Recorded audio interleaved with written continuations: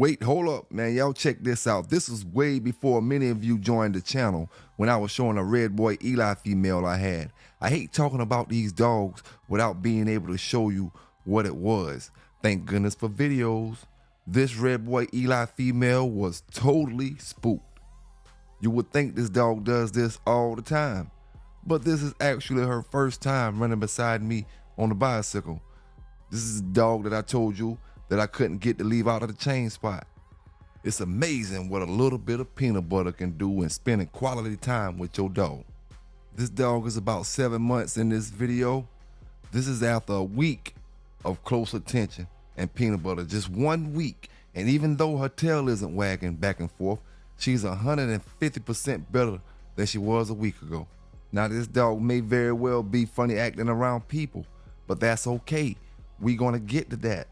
This dog, I want to say, is 3/4 red boy, 1/4 Santos. And my question is, are the Santos dogs shy? Are they known to be shy? To my brothers down in the chat. Maybe it's just the way the hand fell when it came to this particular dog. Now, although I only had this dog in my possession for a short period of time, she was a great dog gradually coming out of her shell. She was a dog that you couldn't make no sudden moves around until you get her to that point where you felt comfortable with her. And like I said, this video was shot in 1 day. This dog would not walk out of her chain spot.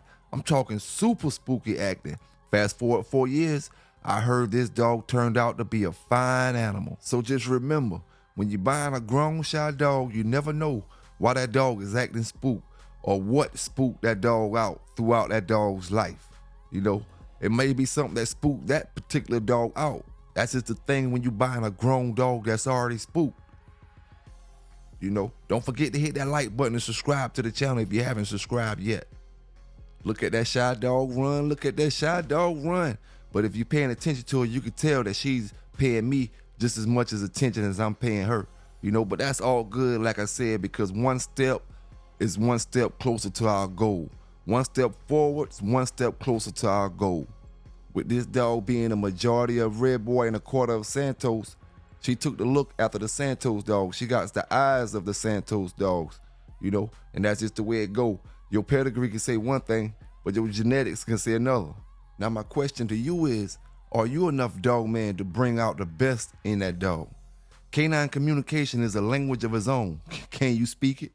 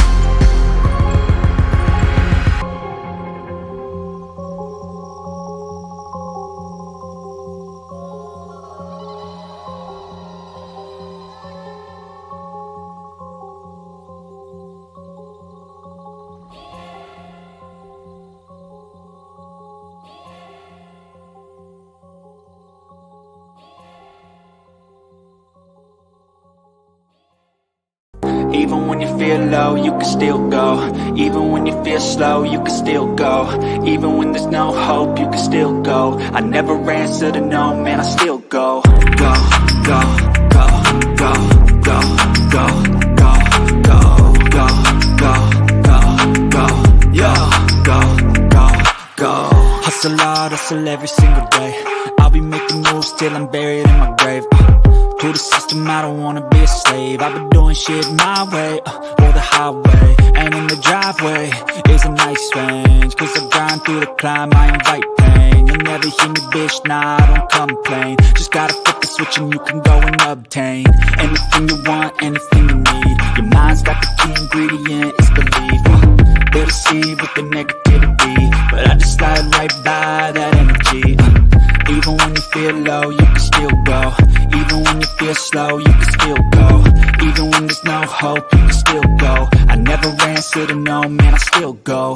Go, go, go, go, go, go, go, go, go, go, go, go, go, go,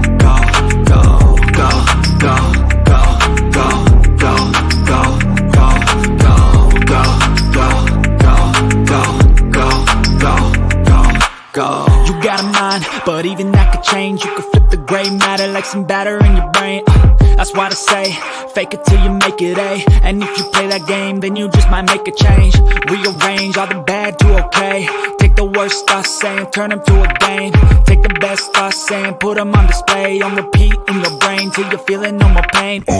Never slow yourself down, you can do some more. Push past all the pain and you'll find a door. Open it up and finally explore everything that you thought you could never do before. And even when you feel low, you can still go.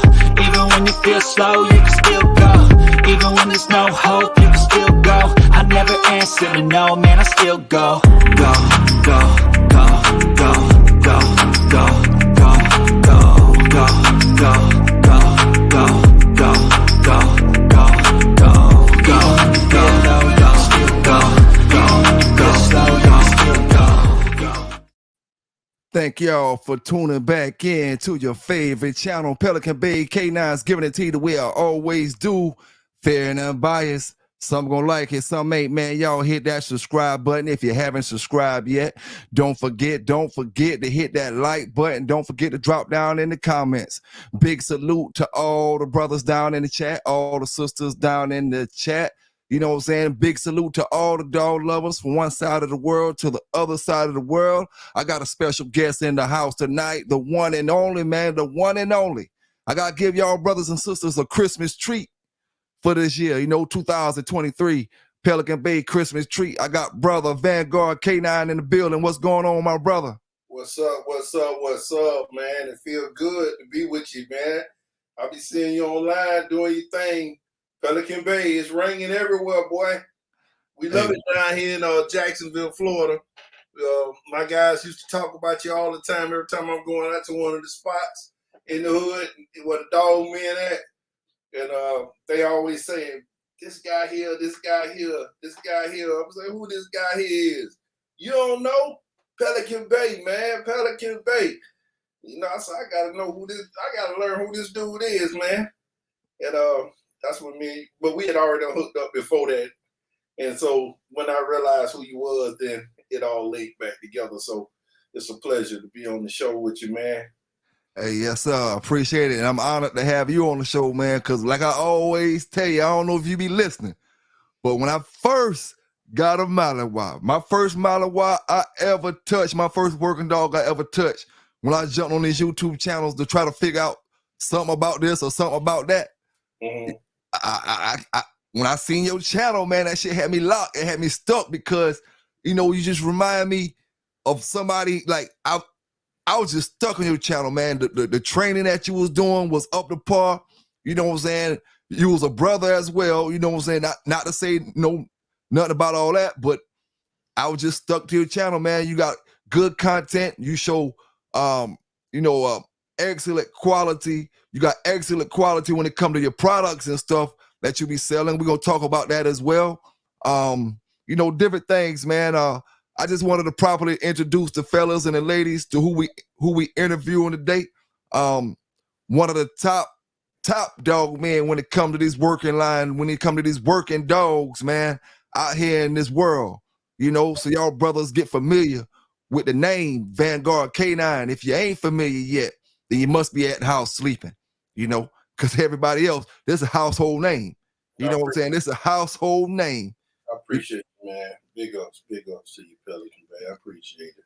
Now, get this interview started, man. We're gonna be talking about some training. We're gonna be talking about the pits, the miles, the Dutchess, or whatever. About it all, baby. How long you been training? How long you been into training dogs? I'm 52. I've been walking. I was known as the dog boy. You know, at first, dog boy, where I'm from. So, 5th, 6th, 4th grade, you know, always got a bunch of dogs in the woods. I lived in the woods at the time, you know, it was near the woods. I'm from Amelia Island. Fernandina Beach is on the same island.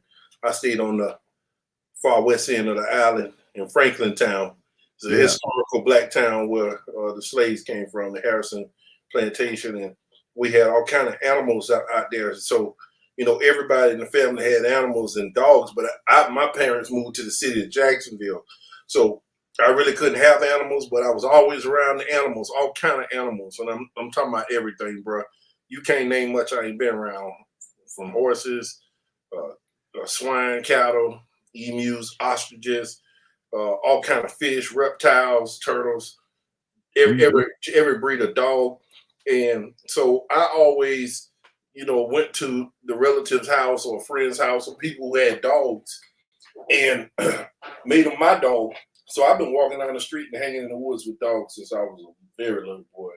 And training dogs, it was something I figured out how to make a dog do something, you know, rather it was stealing my mama food out the refrigerator, you know, steaks, hot dogs, cheese, Yeah. and trying to make the dogs follow me and be my friend.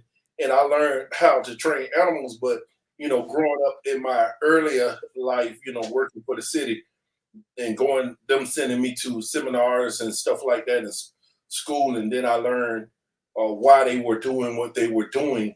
You know, I didn't know the terminology for it. So when you ask me how long I've been training dogs, just say, man, I'm one of those people that God gave that gift to, like other people Yes, might sir. in their craft. Yes, sir. Yes, sir. I definitely believe that, man. I definitely believe that when a brother can't deny that particular statement that you made, if he pay attention to your videos and been following your videos since back in the days. You know, I've been following your videos. We're gonna get into all that later on in this right here in this interview. We're gonna get into that. I'm gonna let you know I've been following your videos. You know, Appreciate but you say you was young, but how old was you when you think you got your first dog? it. See, Can you remember your first dog? Your first dog name? Can you I mean, remember? Brownie, I know Brownie was my first dog. I'm saying, but me, I didn't have Brownie but a day or so. He broke out the gate, knocked my daddy iron gate. My daddy had we had the big house with the iron gates all around it with the cages. He knocked that shit down. He ran away. He couldn't stay. But I had other dogs that I had captured and they was in the woods. That's what I'm trying to tell you. I had dogs. Yeah. My parents didn't allow me to have no dogs on the property, but I had dogs that I made be my friends, and I had them in the woods and the neighbors' dogs and stuff. So just say when they found I was out of high school when I actually had a dog that they said was mine. No, that's not true. 7th, 8th grade, I had Count the Doberman that I worked for the whole summer along with my uncle in Ferdinand Island Barbershop. And he had a litter of Isabella Gray Dobermans. And my other cousin across the street had a Doberman, you know, they call it Warlock, just a big dog, just a dog. They try to give it a name. Warlock don't mean nothing. But he had a big Doberman over there, and they bred him, and I got one of the puppies out of the litter, and I kept him for a long time until my daddy sent his ass away. You know, my dad was one of them guys. You didn't do what he say do. He'll call the dog man on you. So dogs came and left all the time. But I always was hanging at other people's house training their dogs. I went across the street to the neighbor before I had my own dog. My neighbor across the street had a husky mixed with German Shepherd and a whole bunch of them in the backyard, one in the house. I stayed over there all day long. I was training dogs. So they was like my dogs. I don't want to say I didn't have a dog or when I got a dog. I was always around the dogs, training the dogs. They was my dogs. But when I first got my first dog, I'll say the one that I could keep the longest was the Doberman. And then after high school, I got my first American Pit Bull Terrier, and I had American Pit Bull Terriers up until I was probably 20, 26, 27. Okay. The last dog I had, oh shit, I don't know. I had hundreds of American Pit Bull Terriers, everything Ronald Boyles had in his yard. I had a sister and brother to that, and I had been around all of those dogs because my goddaddy, he was active in American Pit Bull Terriers, Vernon McClendon. He had dogs, Clyde the Undertaker's half brother, Little Willie. We had dogs off of Ironhead, Sapelo, dogs directly off of Midnight Cowboy, Bobo. We had all kind of Kobe dogs, Lightner dogs, everything you could think of that was Bully Son type good dogs back then. So I grew up around bulldogs, Dobermans, Rottweilers, German Shepherds, Great Danes, everything you could think of. I've already been around it. I was around it every day. Sound like a kid lying. You know, when if I said this same thing to you back then when we were growing up, a kid be like, "Oh, he lying. He trying to say he have it." Man, we have it all. Shit, I believe you, bro. I believe you, man. I believe you. Now, since we was talking about the old school, I wanted to ask you about a few things real quick. All right, I'm gonna see if I can turn your mic on when I'm playing this video because our mics will get muted, but I'm gonna see if I can turn them on real quick.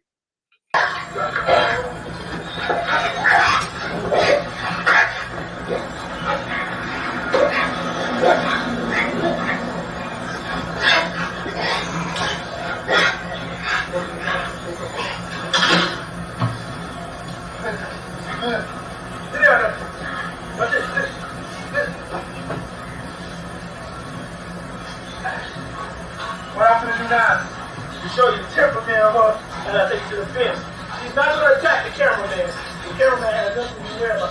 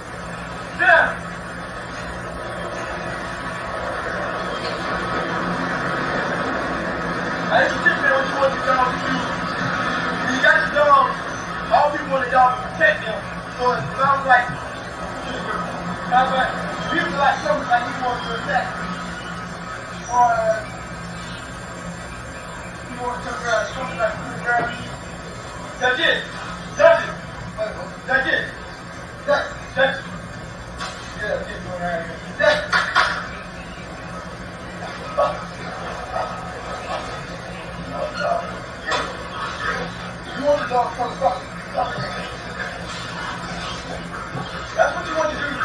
You want to get the man off.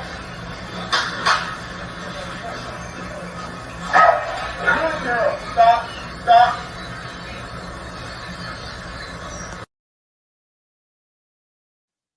Hey, nah, that's embarrassing. Hey, that was almost embarrassing. I was 16 years old then. That was before I perfected my craft. Now you can't. Hey, that's classic. That's classic right there, man. You can't bring that back. I was 15, 16 years old on that. Hey, that's priceless. Which one? That's you in the blue hat? Yeah, old son with the gray shirt. Yeah, on the inside of the fence. I forgot about I did have had Rottweilers and all that kind of stuff. I forgot about that too. Yeah, I had Rottweilers too. I forgot about Dutchess and all them other dogs. See, I done had so many dogs, man. It's easy to forget. I'm glad you brought that reel back because I just was playing with that video the other day. Man, I forgot about them dogs. How them Rottweilers was you was working with back then? Okay. See, if I talk about dogs now today, and I'm gonna talk from a different perspective than what I thought then. Yeah. The Rottweiler, those dogs, I'll tell you why I got out of Rottweilers. I remember I bred that female right there. She had a little puppies, and the guy I got her from, he came back and stole her. He was a friend, called himself a friend. You know, grew up in the neighborhood one day. He asked to walk her, and he ain't never bring her back. And when I did have puppies off and stuff like that, they still a whole little. So you know, but to me, if I have to judge the Rottweilers compared to what I know today, they don't have what the Dutch Shepherds, the dogs that I breed today are. The dogs I breed today are high performance bodyguards. These dogs have the right genetics, good drive. You can food drive. They ain't much, the food drive don't matter to them. They don't need no treat to exhibit the behavior that you desire. Yeah. You use prey drives or game or ball or something to shape the behavior, market reward and stuff like that. My knowledge back then was through dog trainers that I were around, like Gerald Cruz, Bob Brown. Like Vanguard was a kennel I was a little boy. I used to go up there and watch them. You know, they ain't really teach me nothing. I watched them and mimic what they did, Yeah. and kind of came up with what I was doing. So we were doing our compulsion and when it came to obedience. That's why you see the dogs don't really perform. You ain't got the tools, e-collars and stuff like that, and you don't really know, not to let dogs get away and all that. Telling them more than once and twice. We wasn't doing the same type of behaviors working through drive. And far as the aggression training and stuff, we did a lot of like you see defense, teasing the dog, kicking at them, and stuff like that. And but me today, I know that when it comes to shaping behaviors with dogs, there's different. There's three stages: basic, intermediate, and advanced. And then if you people who use dogs for a living service, then there's utilitarian after. So it's four. But in between those stages is imprinting, basic. In between those intermediate and basic, and then there's a stage between intermediate and basic that your dog gonna get. And then I understand that people go to classes and be like, "Oh, I went to a class and paid $100. My dog trained." No, he not. You ain't got no 6 month old or 10 month old dog that's trained. The dog, just like people, he got to mature in different stages of his life before you can go to the next stage. We Yeah. also the dog has to know the command before we move to the next stage. Yeah. And Yeah. so, the things I thought then and we were doing then, the dogs were just all over the place, and we were, thought we, young boys trying to train dogs, nobody helping us, nobody telling us, that world of people keep secrets and they didn't tell you much, you didn't share much vital information with us because we were passionate. You had to pay if you wanted to get your dog trained. But the Rottweilers to me, uh, they were just pretty dogs with great paper, AKC papers from good bloodlines, and they ain't dogs that were killing nobody, and they look ferocious. Any dog bite you or scare you, but they wasn't the dogs that I sell to the law enforcement and military today. So what made you get into Malinois and Dutch Shepherds? Um, there's a lot of reasons why I got into Malinois and Dutch Shepherds. I'll tell you this. I'll say after I got out of American Pit Bull Terriers, uh, American Pit Bull Terriers were probably my true love, and I became a animal warden, and having that job and having to go back and fight all day long with people at the job about what I believe or what I think versus what they think you should be when you become an animal rights activist. So it's like I was grandfathered into a job, and all of a sudden you want me to no longer think this way, but think this way. No breeding, no this, no Yeah. responsible ownership. Yeah, you can train dogs, but not necessarily train dogs to bite and do all this other stuff. Just be good pets, and just stuff like that. And so Yeah. I kind of got out of pit bulls because of my job, and the pressure, and they didn't want me associating with certain people. And people be like, "Get the job, yeah, man." They didn't want me to associate with certain people or help people when they were in trouble. You know what I mean? Yep. And I was the kind of officer. There goes money. I was the kind of officer that I wanted to educate people about animal laws on how to properly house your dog, having a house so you don't get the $500 fine, keeping your dog with water all the time. We can't necessarily convict you for not having food because the dog can eat his meal. He done had his meal for the day. You can't regulate that. If y'all want to look at a man's dog body and then try to say how when he's fed and not being fed, then that's something else you run into with these officers.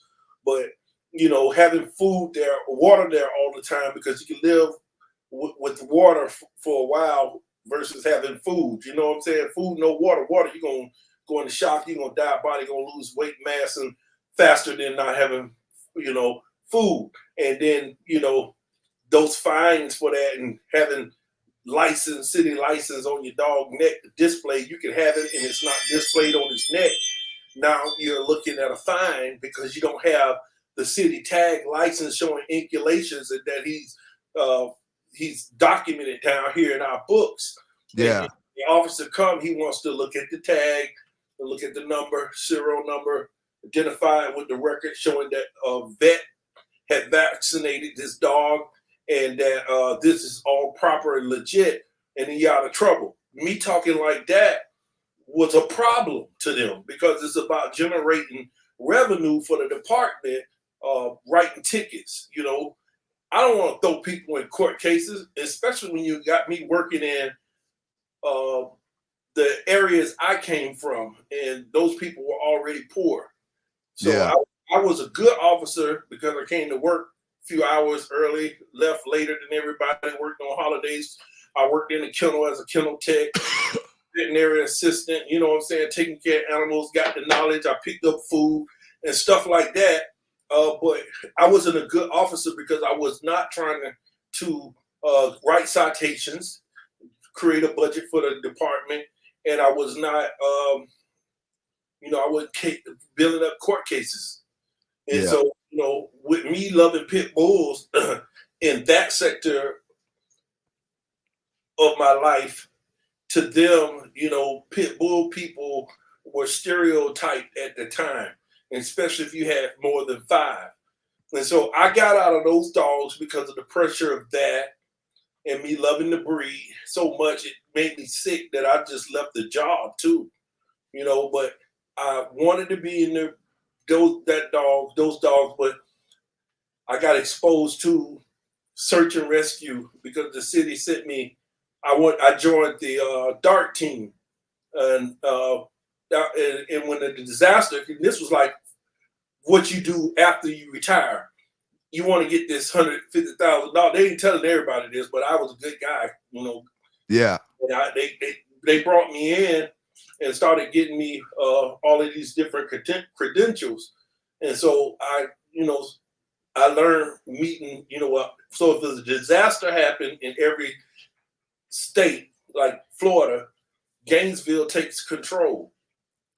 And at Gainesville, that's where they have all the seminars with all the animals and law enforcement officers from different departments, fire department, EMTs,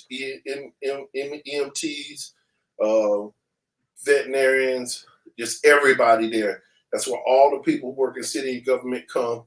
And they learn what their job going to be, and they learn multiple jobs. So when a disaster hit Florida or any place, because after you certify, you can go to any country, any place, and take off and get paid to do that. So I met these officers, customs officers at the time, Coven Barranca, who had came from Austria. He was the firearms instructor at the jailhouse in Bradford County, and he had a litter of puppies. And it was a Belgian Malinois, and he gave me a puppy for $200, when I was there. And that was the first dog I ever had, Nico. That was the first Belgian Malinois. But at that place, that's when my light bulb went off. You had like Jan DeBrien, you had all these big time people talking about working dog. And I said, then finally, going through the certification, meeting these people, going out here, watching what they doing, watching videos, how they saving lives. That's part thing. I want to be a part of that, I want to do that. And I was already trying to do it with the pit bulls, making them find narcotics and stuff. But at that time, here you go talking about my whole life, and I was about 21, 22, 23 years old. That's when my light bulb went off that working and gameness was the same. Yeah.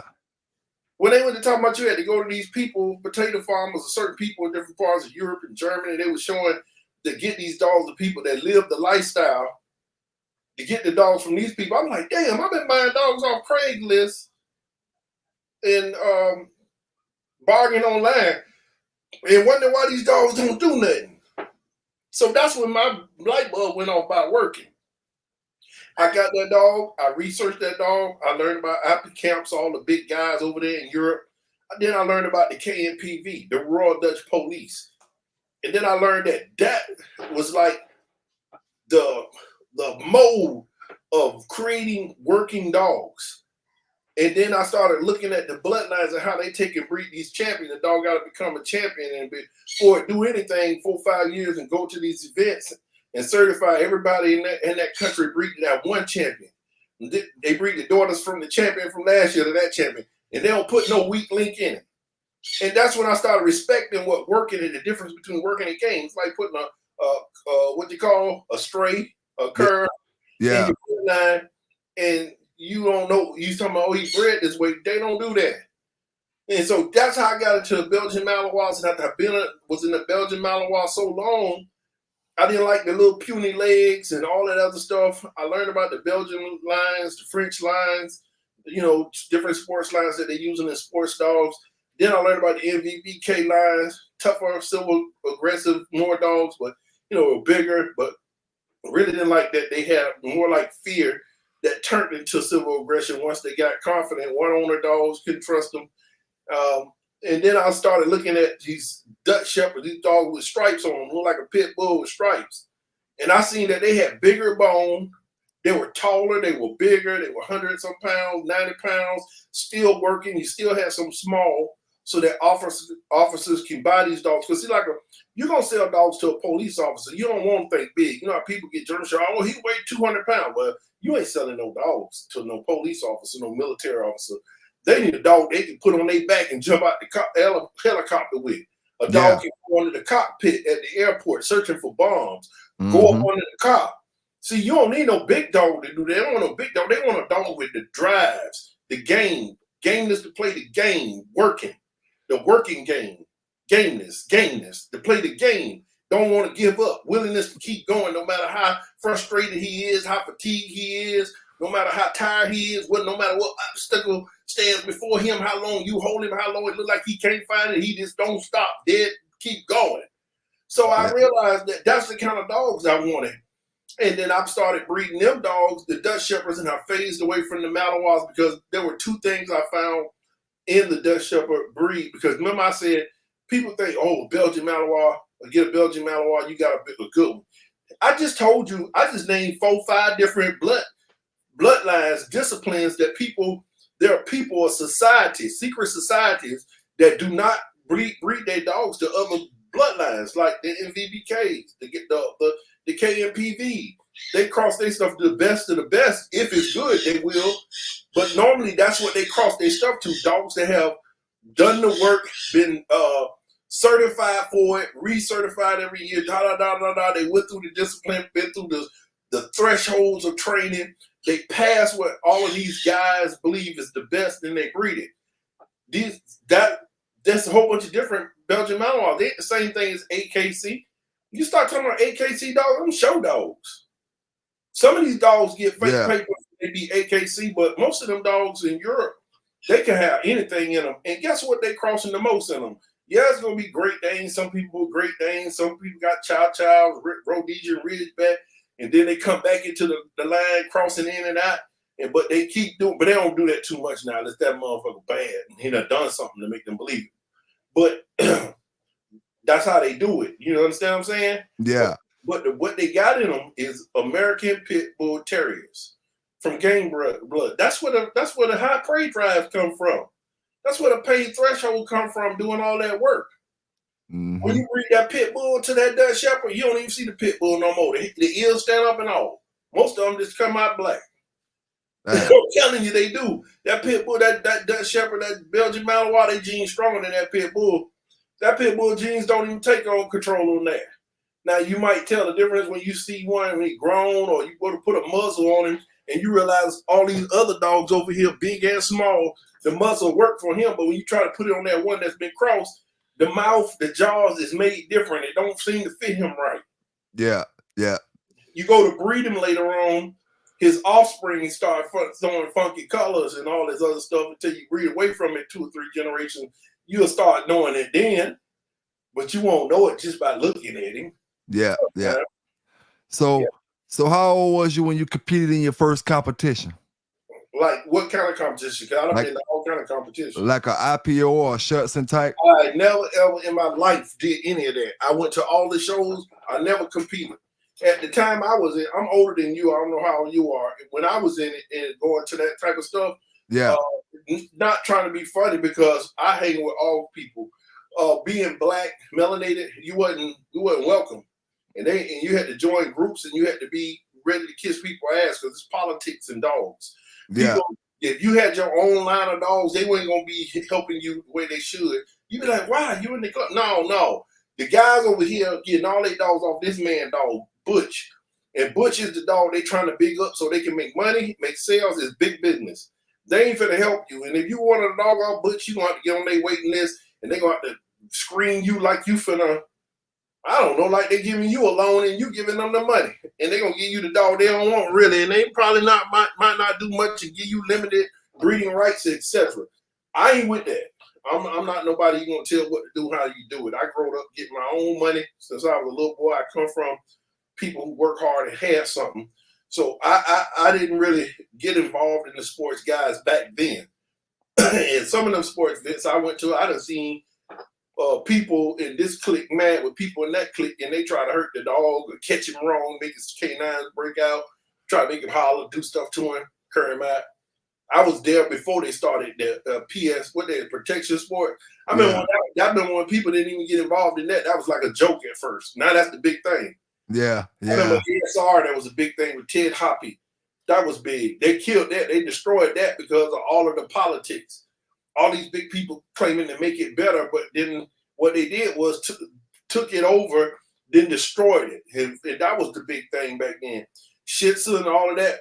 That stuff was mainly a test for the German Shepherds to show that they got these titles and was worthy of breeding. But that's when the dog hit the sleeve and you run and you stop. The format of what I do today for police and law enforcement it's a lot more intense. It's a lot more tedious.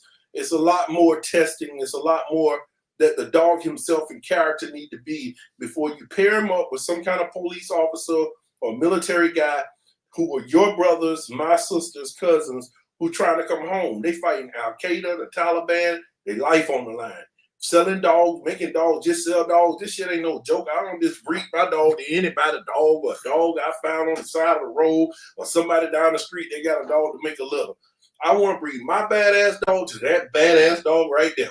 And it's be half of this dog or half of that dog that we got something. And still we got to raise them up and train them to see. That's one thing you can do with herding dogs that you can't do with game dogs. So I really fell towards those dogs because I like that.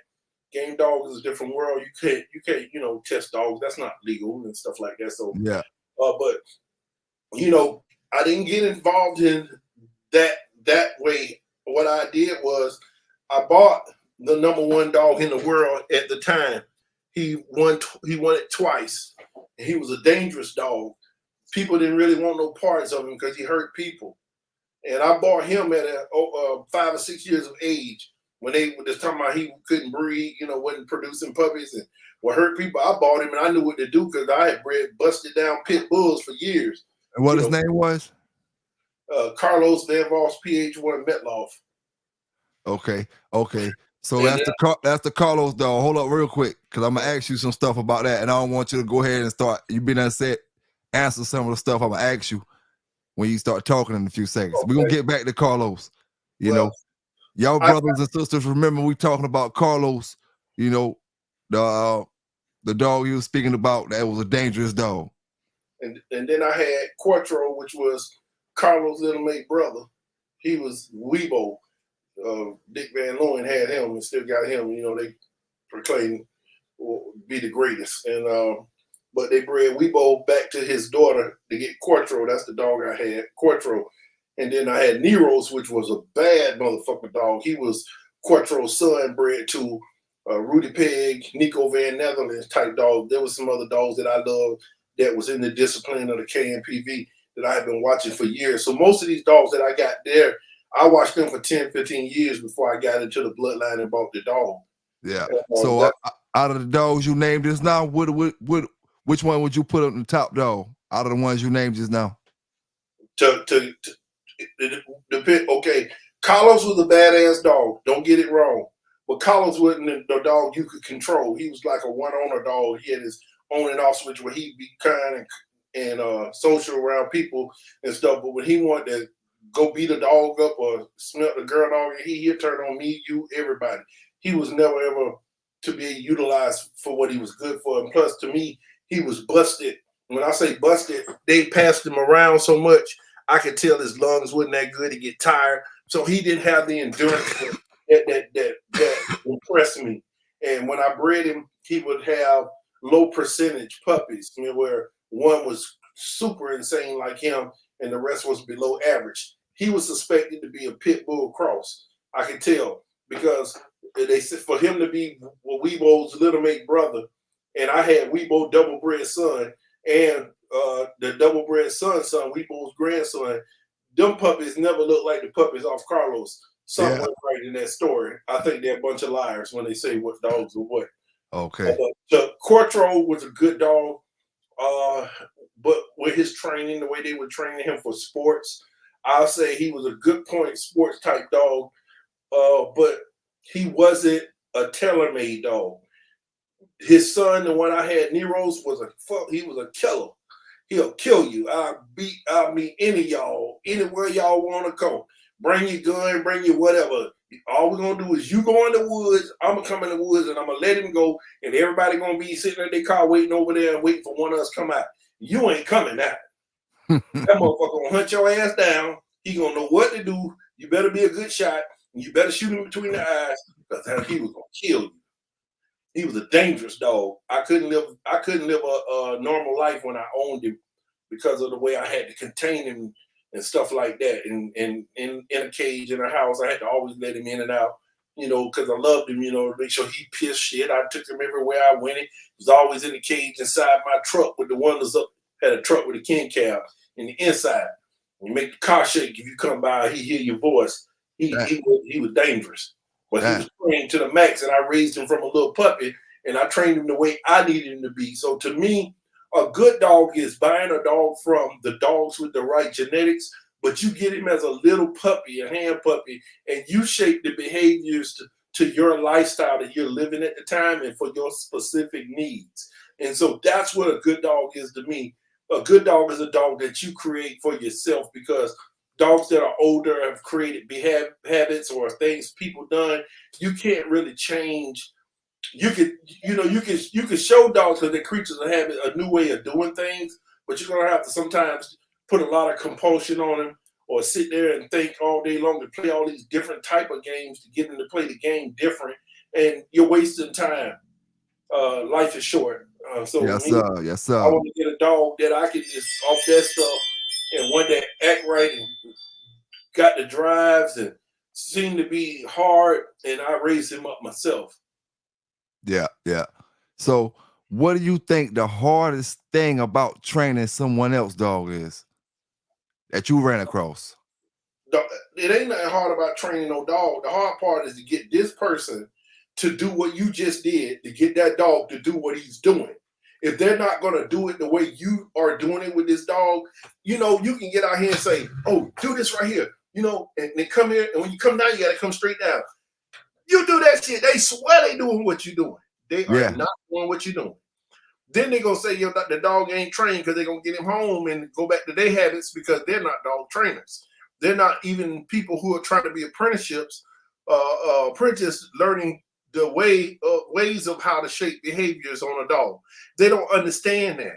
So the hardest part ain't training somebody else's dog. I would say they don't know they don't know the true value or worth of your talent, and don't want to pay you for what kind of time it takes. And for this is like painting a car or fixing body work.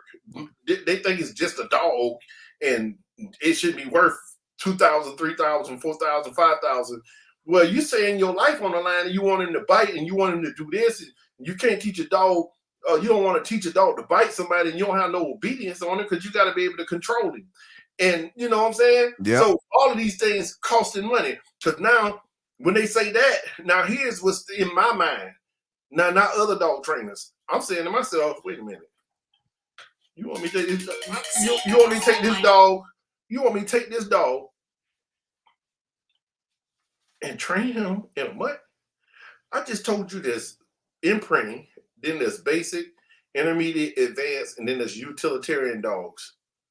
See, I just said that's basic, intermediate, and advanced. There's different stages. You got to teach this dog and the things you need to do and expose him to get him to say that he's accurate and sure. Yeah. Now, you can put an e-collar on a dog and pinch collars and force him in compulsion, and he won't look good doing it. You feel what I'm saying? He's not going to look good. He's not going to look happy.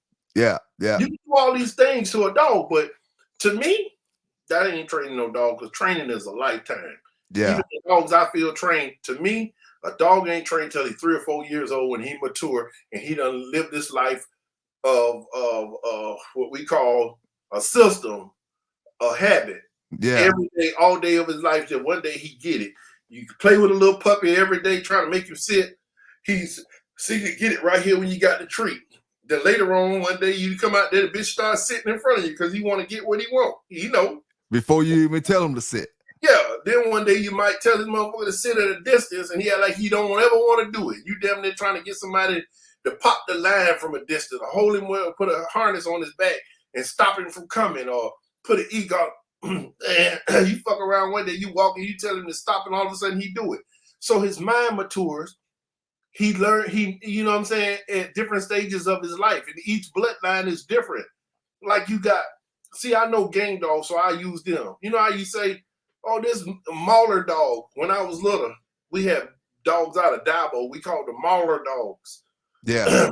Pete Sparks had them. Those dogs didn't do nothing until they were 3.5, 4.5 years old. Nothing. Damn. You get a Boyle's dog, he come out the womb trying to kill his little mate. You see what I'm saying? Yeah. So yeah. bloodlines, and although that's a pit bull, he ain't the same as that pit bull you got over there out of Mildcat. You take that Mildcat dog and cross him to this shit, now you done created something else. And you know what I learned from breeding, because I breed dogs, you know I'm a breeder too, and so I came to the conclusion as an adult, because I bred hundreds of dogs, is this one thing here, and I say this and the guys will disagree with me. You can breed 2 dogs together and thinking you finna blend them together and you finna get this power dog. No, the fuck you not. You're gonna get half gonna act like the daddy side and the other half gonna act like the mama side. Mm-hmm. Yep. Hey, you got a dog so aggressive, he killing people. And his daddy was like that too. And some of the brothers from different breeds were like that. But you got to pick the one that's like that. Because that one that's acting like that, that's the trait of that dog. And whatever dog y'all bred it to, them other ones is the trait of that other dog. Mm-hmm. That ain't trading the daddy line, because that ain't what the daddy doing. So when you breed a dog, you gonna get puppies that act like that dog and puppies that act like that dog. And if you ain't had the bloodline of them dogs and been around the bloodline of them dogs, then you don't know what you're looking for, because dog training is all about reading dogs. Yep. You said a mouthful just now. You don't know what the hell you're looking for. Yeah, you got to be able to read a dog to be a dog trainer, because you got to, well, oh no, he's thinking about, he's ready to go home and get in his bed. No, the hell he ain't. When he turned his head like that dude there, he was in avoidance. Mm-hmm. His tail, his posture, everything means something. Everything, you got to be able to read a dog at that time, because 3-4 seconds later, the dog missed the message if you don't correct it, and he on to something else. Because they only rely on their memory bank, and then they got their habits from genetics that dogs do, you know, things dogs do. Yeah. And we try to make them be human-like. To be able to, we try to be able to communicate with them and them understand. And so all you're doing is being consistent, doing a certain thing to get him to exhibit a certain behavior that you like. You're putting a cue on it. But he's still a dog and gonna do what a dog do. But you got to be able to read a dog, know what a dog, if he like it or don't like it, if he in avoidance or he engaging. You got to know when he being aggressive or when he's in fearful. His tail, his body, all that means something. And so when you said, what's the hardest part about training a dog for somebody else? Everything I just told you and some. Yes, sir. Yes, sir. Yes, sir. Give me my money and go and watch your business. That's what I want to tell them. They want to sit around and make jokes and say all this dumb shit. When I'm training dogs, it's military. You got to put the dog in a military state of mind. In his kennel, you control him. So you call him to the kennel door. You stay in command. You put the leash on him. As soon as he open the kennel, take him to the spot, use the bathroom, giving the command, teaching the dog a system. So dog training is a system. You're creating systems, your system that works for you. You're trying to teach them your system. I got my system. You can learn behavior methods from what I'm doing and put it in with your system, but still, you and I ain't the same person. You got a system, I got a system. You can say is what I'm doing, but it's really what you doing. You just, putting my stuff, my methods into your system because it works. Yep. I definitely understand that. So, did you have any mentors when you was coming up in the dog game? I ain't had no mentors. I was a loner kid. I stayed by myself a lot, but I had people I admired. I said them earlier. They ain't never paid me no attention, teach me nothing. Like I said, Gerald Cruz, he was the first black man to own a big dog kennel, made a lot of money. The name of his kennel was Vanguard Canine. When I call myself Vanguard Canine Trainings, it was because I watched them guys. That's all I knew coming from the hood. They was in the hood. And I wanted to be like them. And Bob Brown, he lived in Atlanta. They started that Battle of Atlanta thing you seen with them dogs online. He died recently from cancer. All of those guys, not no disrespect to them, Merck and all these guys that were dog trainers, drugs came out in '85 and it took them down. Yeah. And they lost everything they had, and and the respect from the people here. But I remember them training dogs for everybody, and I watched what they did. And my first stages, they even try to attempt to train a dog. The shit you see me on them videos doing, I'm trying to do what I thought they was doing without knowing what to do and when to do it in different stages of life with the dog and the things I'm telling you about now and how to train a dog in drive, through drive, and not in compulsion and different things and when to do it. I didn't know those things until the city of Jacksonville sent me to school, and I educated myself watching a lot of videos and going to seminars and listening to big guys talk and watch what they were doing. And then I came back and I modeled their work with the way I was doing things with what I already knew. I knew how to connect with animals, but I learned a lot more, the terminology. And still today, I don't convey things the way I should. I'm a little rough around the edges. So when you watch my videos, I think a police officer was talking to me on video today in West Palm Beach. He said, "Man, I've been watching you all my life. I lived in New York. I had game dogs. I'm a police officer. I got a dog now. I want to get a dog in a year or so." He said, "Man, I love what you do." And I was like, everybody say that stuff to me, but he says, "One thing I like about your videos is," he was like, "Man, I can identify with it. And you don't try to say things a certain way. You just a straight shooter. And the way you say it, it makes it more understandable for people like me who don't really know that much about dog training." He said, "I watch your videos. I could watch them for hours and learn." Yeah. And so, with me, that's how it is with dog training. I just try to just be who I am. And I do have my teaching voice. Like, my guy, my friend, he talked to me all the time. Church talked to me, and he said I got a teaching voice. But yeah, I might turn in my teaching voice, but still, I just try to convey what I'm saying the best way I know how, and try to, and that's it. Yeah. Well, not only did you play a major part in the pit bull game, but you created your own Dutch Shepherd line. Yeah, I did. What advice would you give a first-time buyer of your dogs? Have my money. That's the only advice I can give them. I'm gonna tell you why I say that. It is what it is, man. I'm gonna tell you why I say that. I got strikes against me. You're already gonna be scared. Although I'm like a star online, people see me all day long, and so they identify with me. But still, giving up that kind of money that I charge for dogs, people don't want to get it out. Not that they don't have it; they just be like nervous. But you don't have to worry about that because I ain't going nowhere. I've been in dogs all my life. With me, you don't have to worry about the politics. You know, I talked about politics. I ain't trying to control you.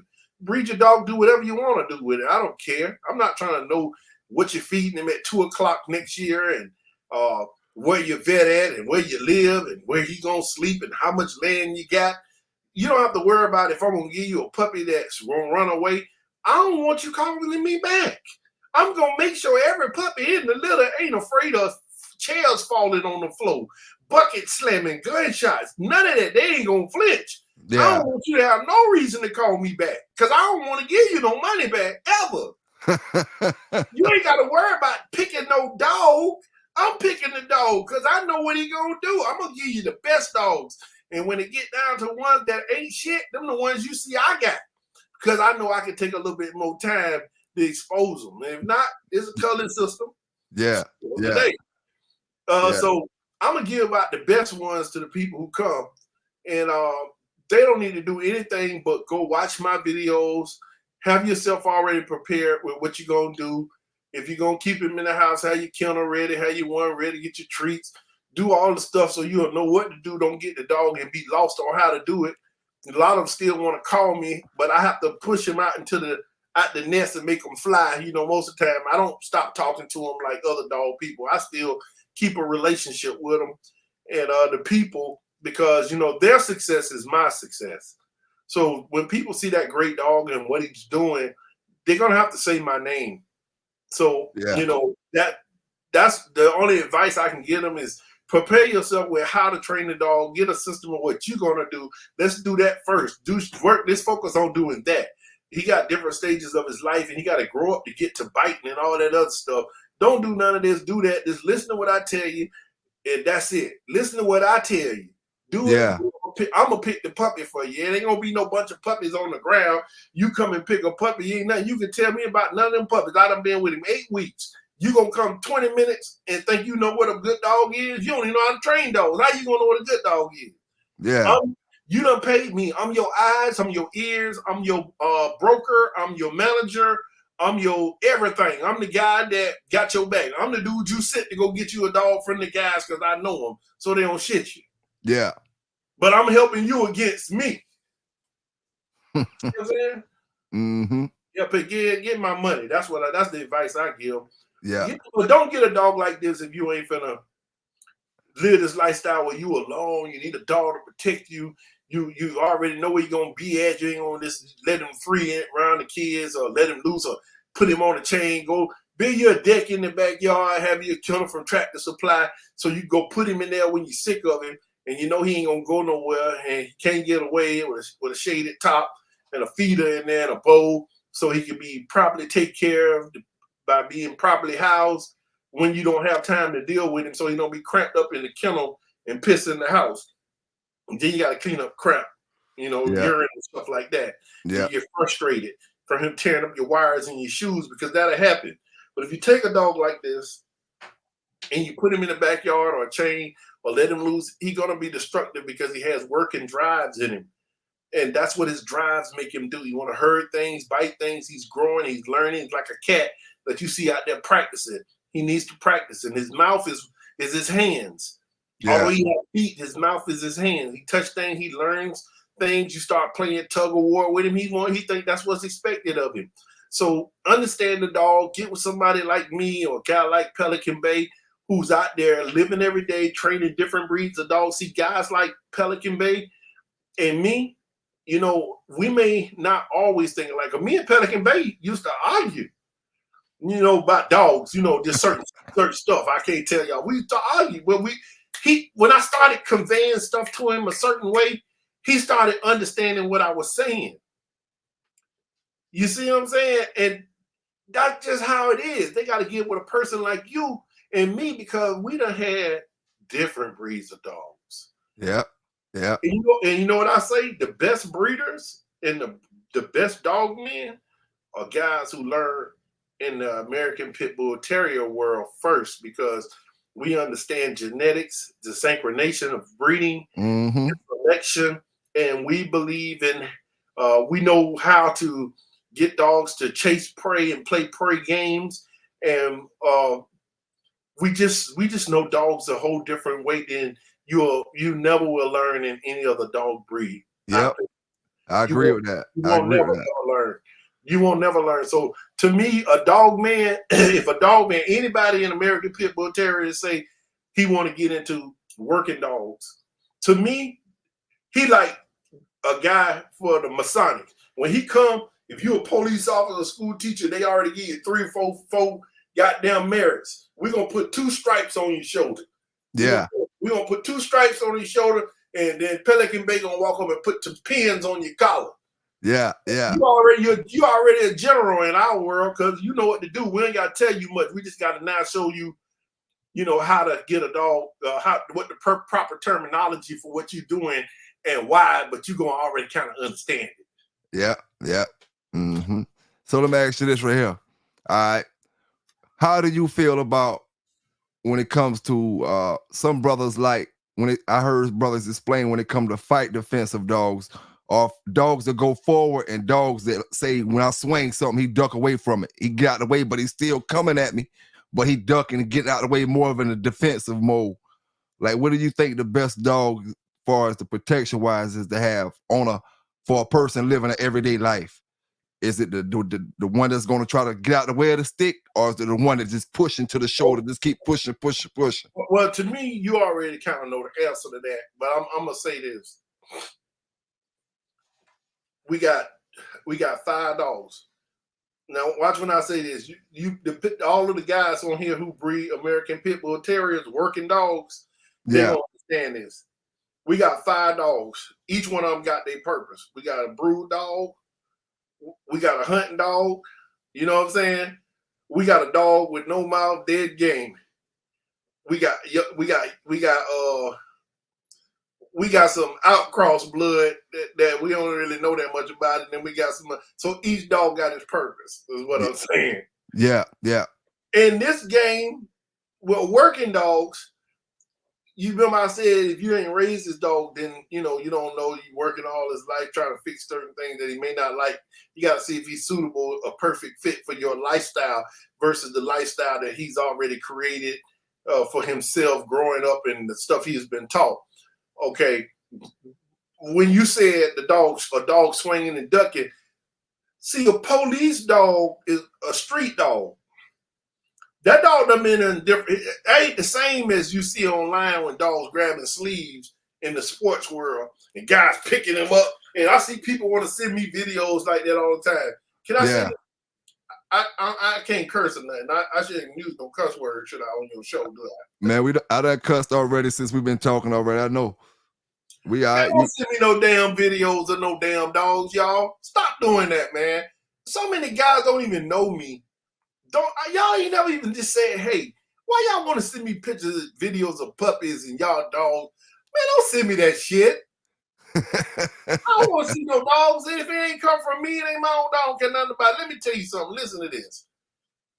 When you see them dogs doing all of that, my friends go crazy who don't know nothing about dog training. People that I'm friends with, they're older guys and they got different business like car salesmen and stuff. But they know I'm into dogs and they'll see something on Instagram and they'll send it to me. And I'll be like, why? See, a police dog, a real hard street dog, you pick him up by the flank and do all that pretty stuff they be doing on sports, he gonna come off that bike and go in your throat and kill you. Yeah. He a seasoned dog. Yeah. A seasoned dog is a dog who been in a real fight. That stuff on the sleeve where he having his way and you rubbing him across the head. You rubbing him across the head because y'all trying to see, people don't know they trying to make the dog feel comfortable for points. They trying to put the dog in a position full grip and then they praising him for what he's doing. He's fighting, man. They helping coaching him. He's a spot buddy. Yeah. He's not spot. You heard I say he's a spot buddy.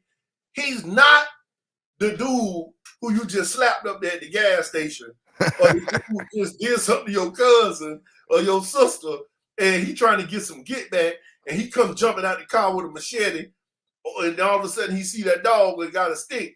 That ain't the same. That ain't the same guy. That guy they're trying to kill, and now he's trying to save his own life because that dog coming. A street dog that have been in fights can know he knows he can be hurt. Yeah. So he gonna duck, he gonna dodge. Them dogs that you see that run straight in gonna get themselves hit. You can do that with a Malinois and Shepherd. Some of them, if you done trained them and they ain't never really been hit hard, hurt. That's what the stick about. When you see the KFPV, when the man come and they hit him with the stick, yeah, them little skinny bamboo sticks, like my finger, pinky finger. Yeah, I know what you're talking about. They hollow and they break. They showing you that the dog can take a little pain and hit them in the flank. You know, that'll make a dog bite you. You flank him. So they hit them in the flank. Sometimes you hit one across the nose or something. Some of them might let loose. You see them run off all the time on them shows. Yeah.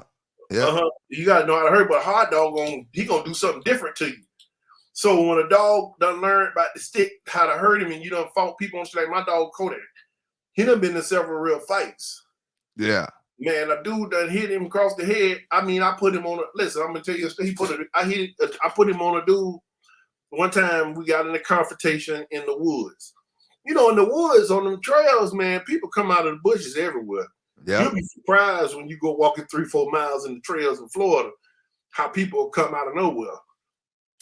And he was telling me, he was like a guy living in the woods, and I was coming from over there where their camp was, a bunch of them, because they moved from out of the inner city. And he told me, I had my dog loose. My dog always loose, I can control him. And the dog was in a distance where he was, and he was coming from a different direction from the direction I was coming, so there was a V. And the dog was that way, and he was going that way. So I called the dog went that way, told him to go that way. Because, you know, he like a herding dog. I can send him in directions. I got, you know, I can send him in directions, cues. And he said something about, yeah, you better get that motherfucker. I said, you know, I'm not a quick wit. I'm a Taurus. I'm kind of slow. I said, yeah, because he ain't the only one who's gonna be hurt. He was like, yeah, that's what you think. I said, dang, is he talking shit to me? Damn. I said, I ain't finna do it. There's something snapped in my head. I said, yeah, I guarantee you won't be doing nothing but laying on the ground hollering and screaming. He said, yeah, I tell you what. And you know how dudes start doing like that? You ever seen the dude do the scramble? Yeah. The scramble means that's when it go down. Oh yeah. He was doing the scramble like he was looking for something. So I called the dog to me. And then I told him to stop, but he didn't come all the way to me. He was like in the distance. I told him to stop. When I tell him stuff like, you know what I tell him, he started looking around like,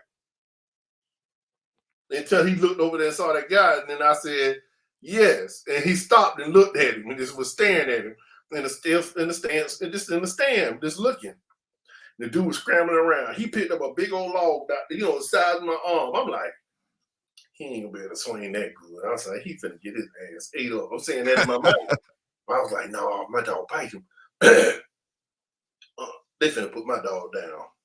I was like, he ain't worth it. I was like, what if he got AIDS and my dog bite him? I don't worry about the AIDS. Yeah.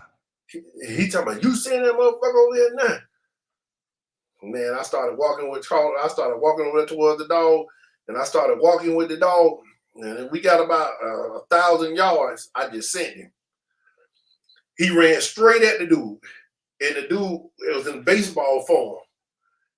The dude, as soon as he ran straight at him, the dude swung. The dog slid and stopped. He swung that way, the dog went at him. He swung at the dog, jumped back. He swung that way, then he ducked. I ain't never taught this motherfucking dog this. He swung that way, the dog ducked. He came back this way, the dog jumped back, went around a little bit.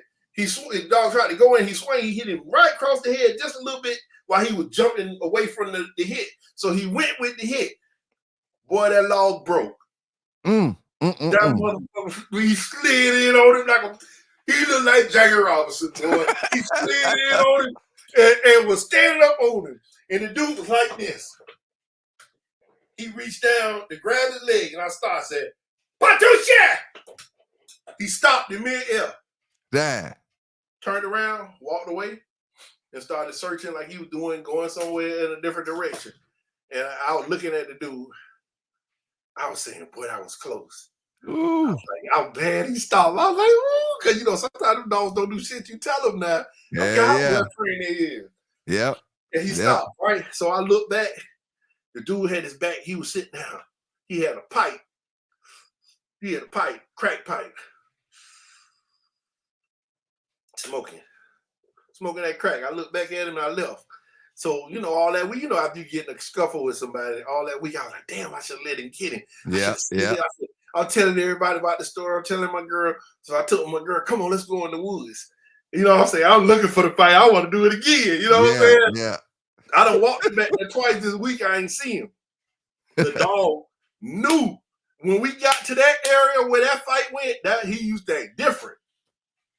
Yeah, waiting on him. He was running over there like how dogs see when they see the pit. He was stupid. He was stupid, bro. I'm telling you, he was stupid when he got over there to that area. So when my girl that day, boy, just that day, I was with my girl.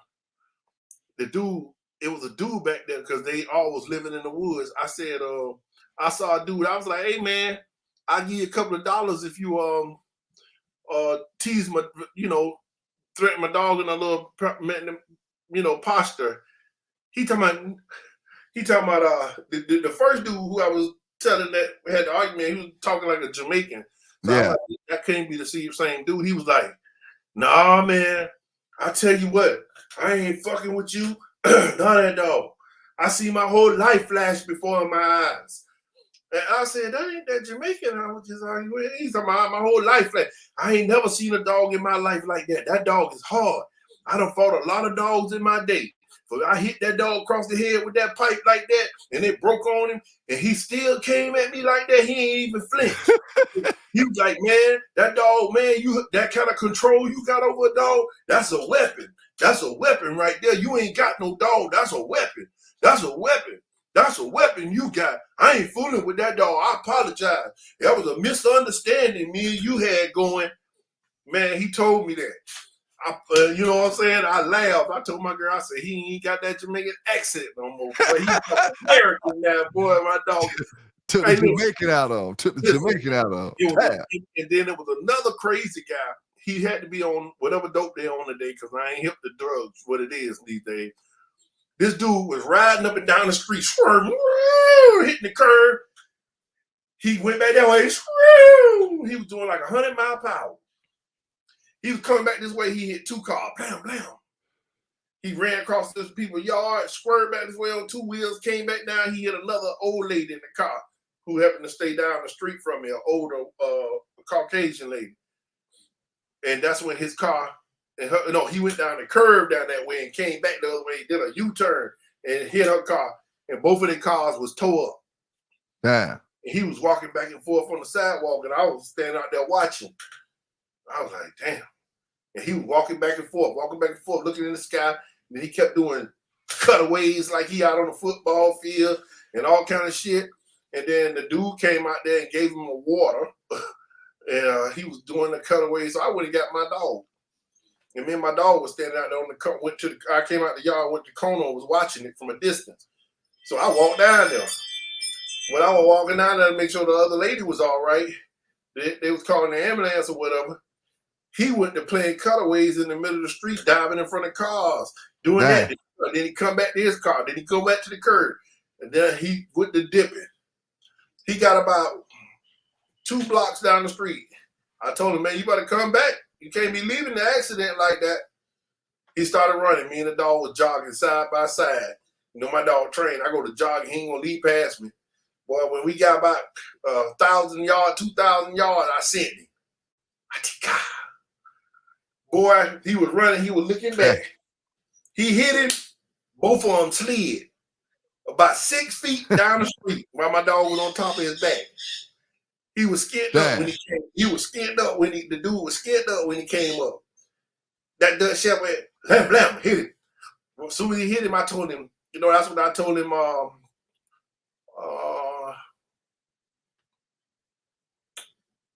Giba. Just told him to bark. So he was standing like in a barking hole. Yeah. Trying to run again. I told him to hit him. He hit him up on the head and pulled him down.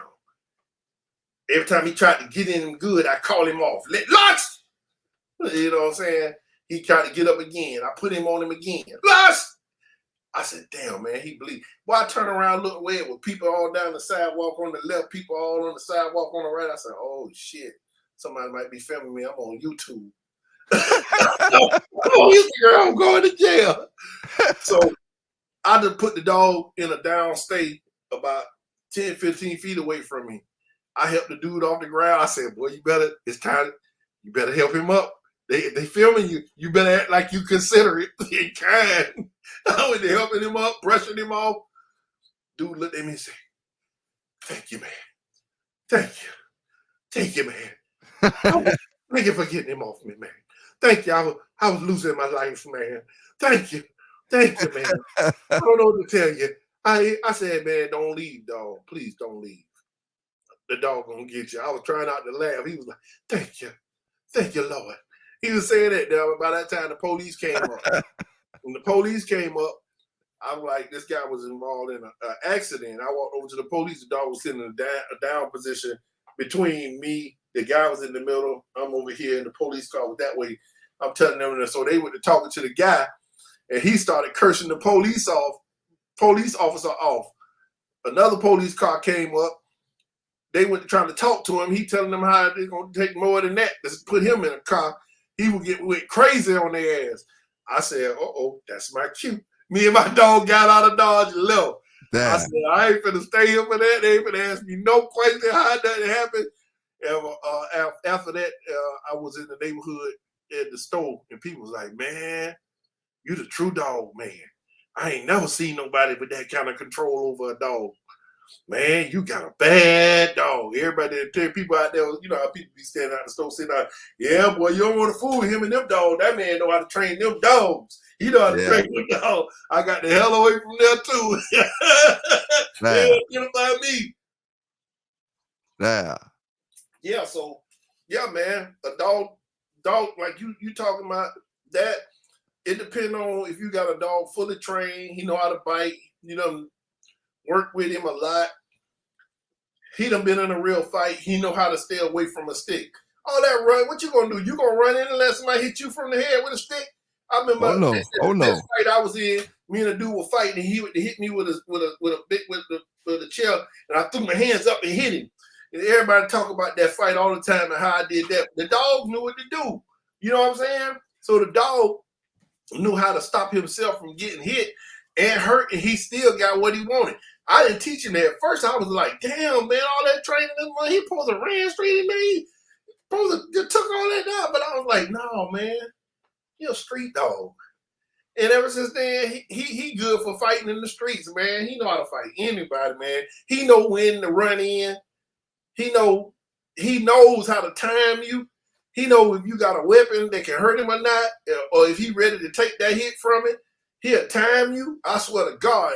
But boy, when he put his mouth on you, he gonna treat you like he gonna treat you like his life depend on it. When he get that bite, I'm telling you, he gonna shake you cat raggedy, and it's gonna hurt. He gonna break. He gonna try to kill you. And at the same time. So let me ask you this right here. With your life on the line, Neros or Kodak? Neros. I like Neros and Kodak.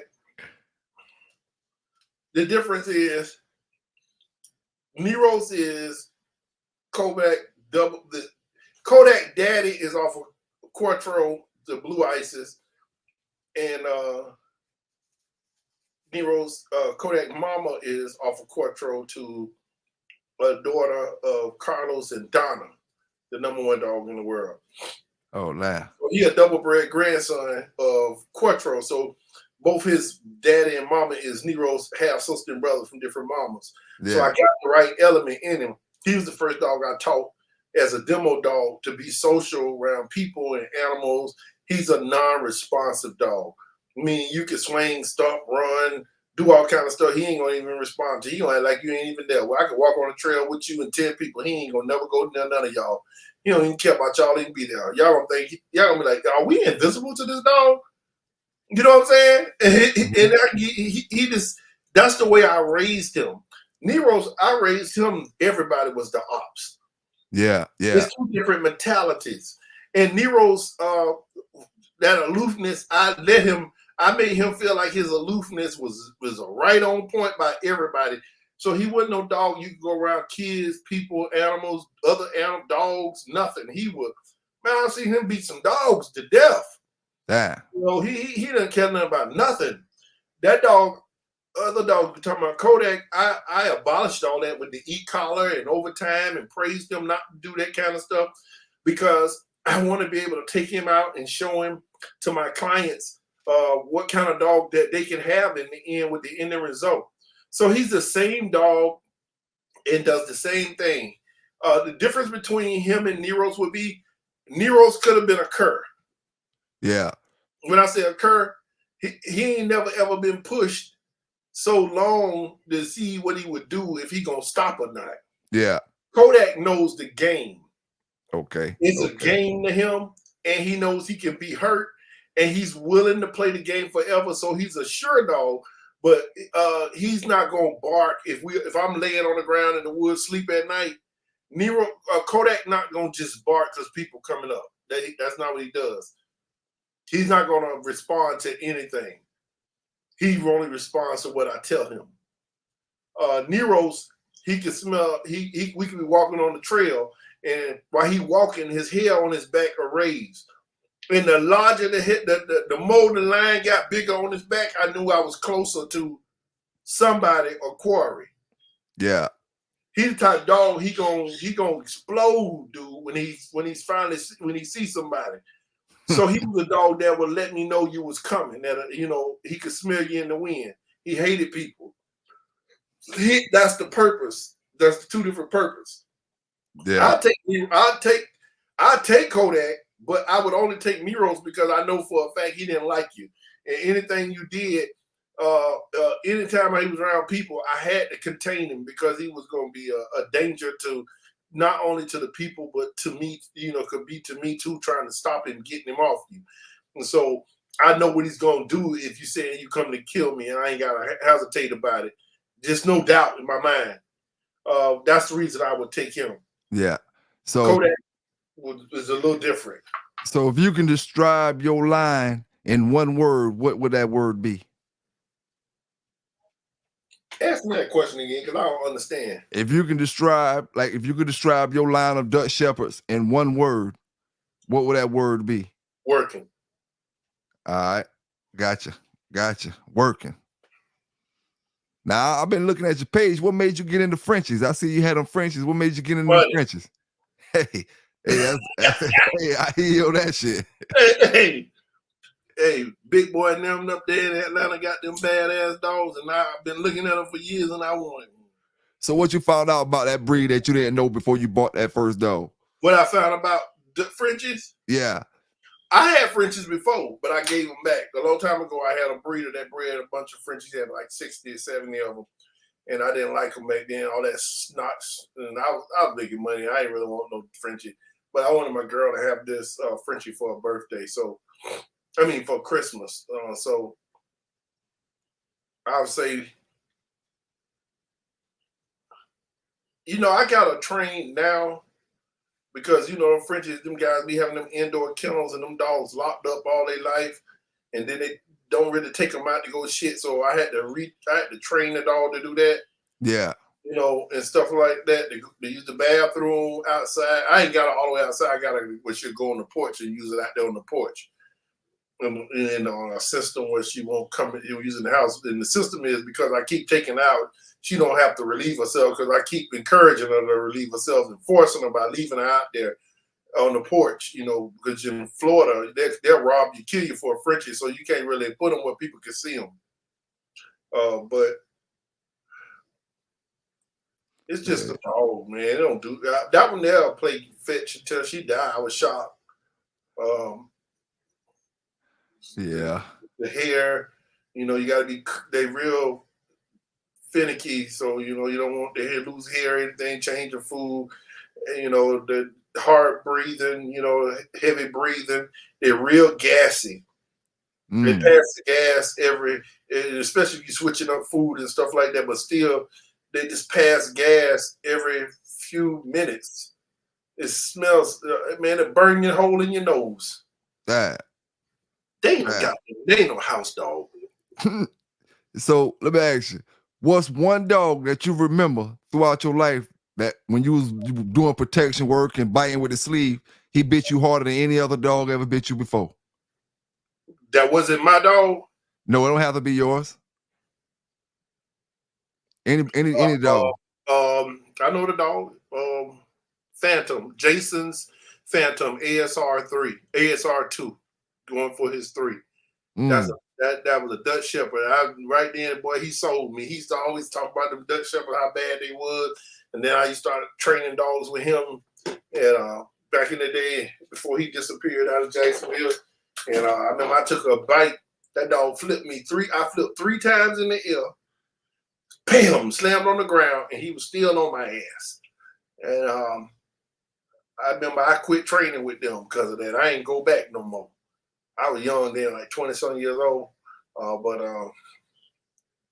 man, I felt like I had been in a car accident. It took me almost like 3, 4, 5, 6 months, man. Damn. Before I healed up from that. They say that about my dog Kodak.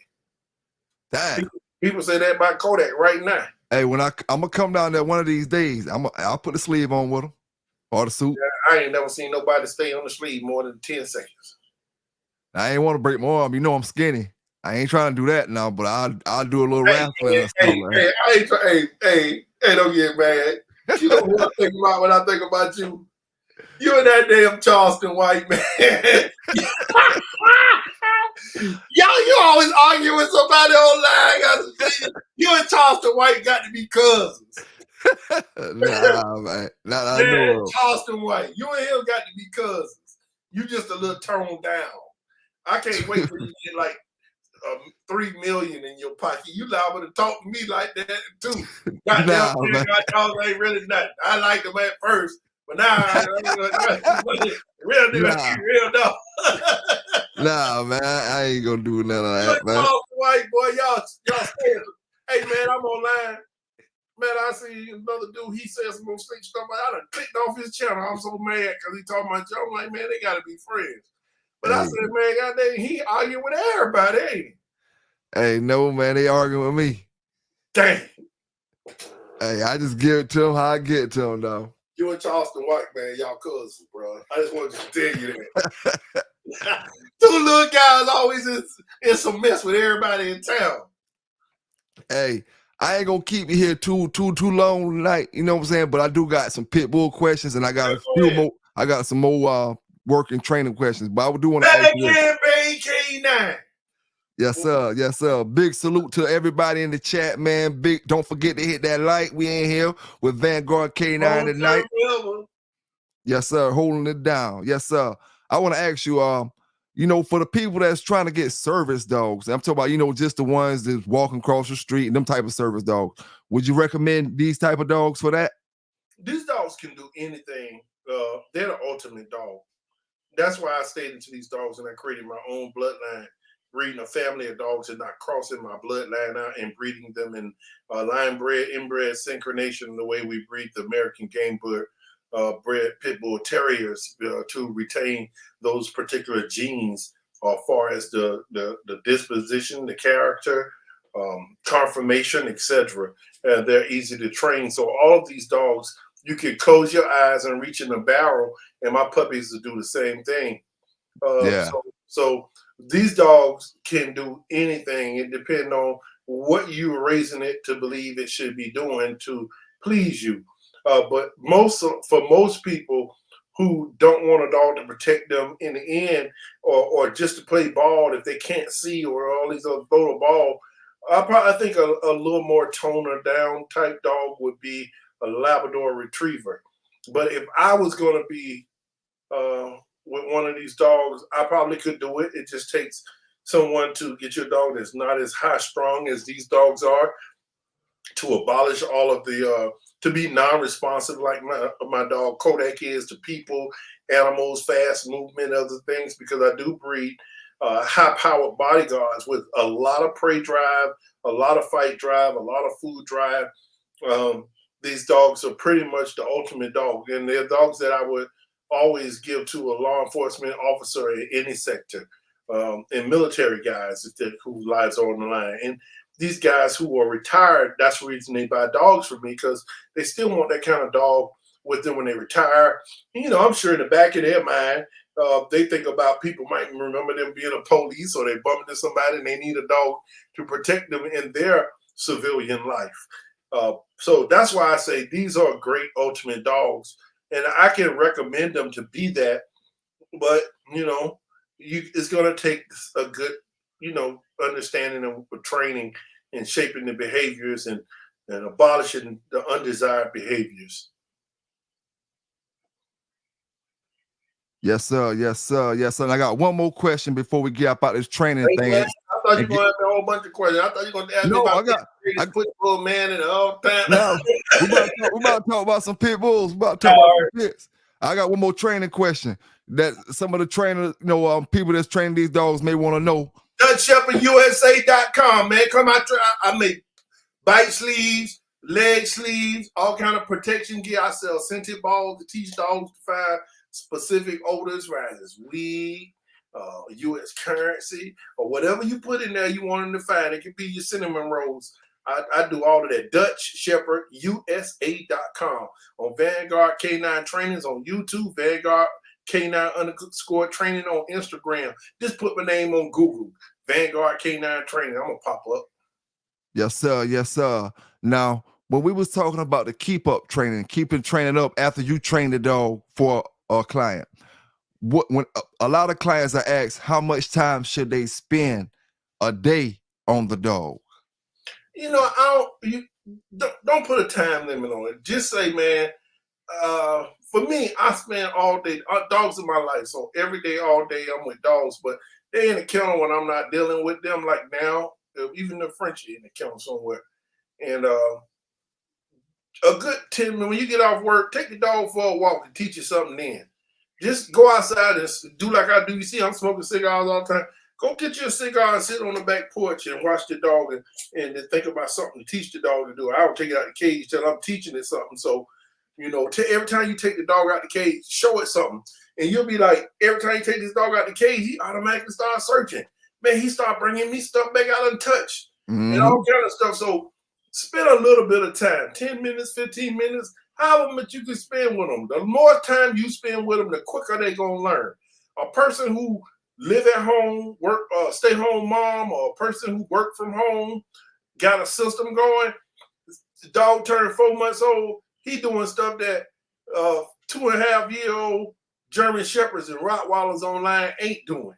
And you wonder why. Because the more time you spend with them, the more the dog understand what's expected of him, because you always guiding him.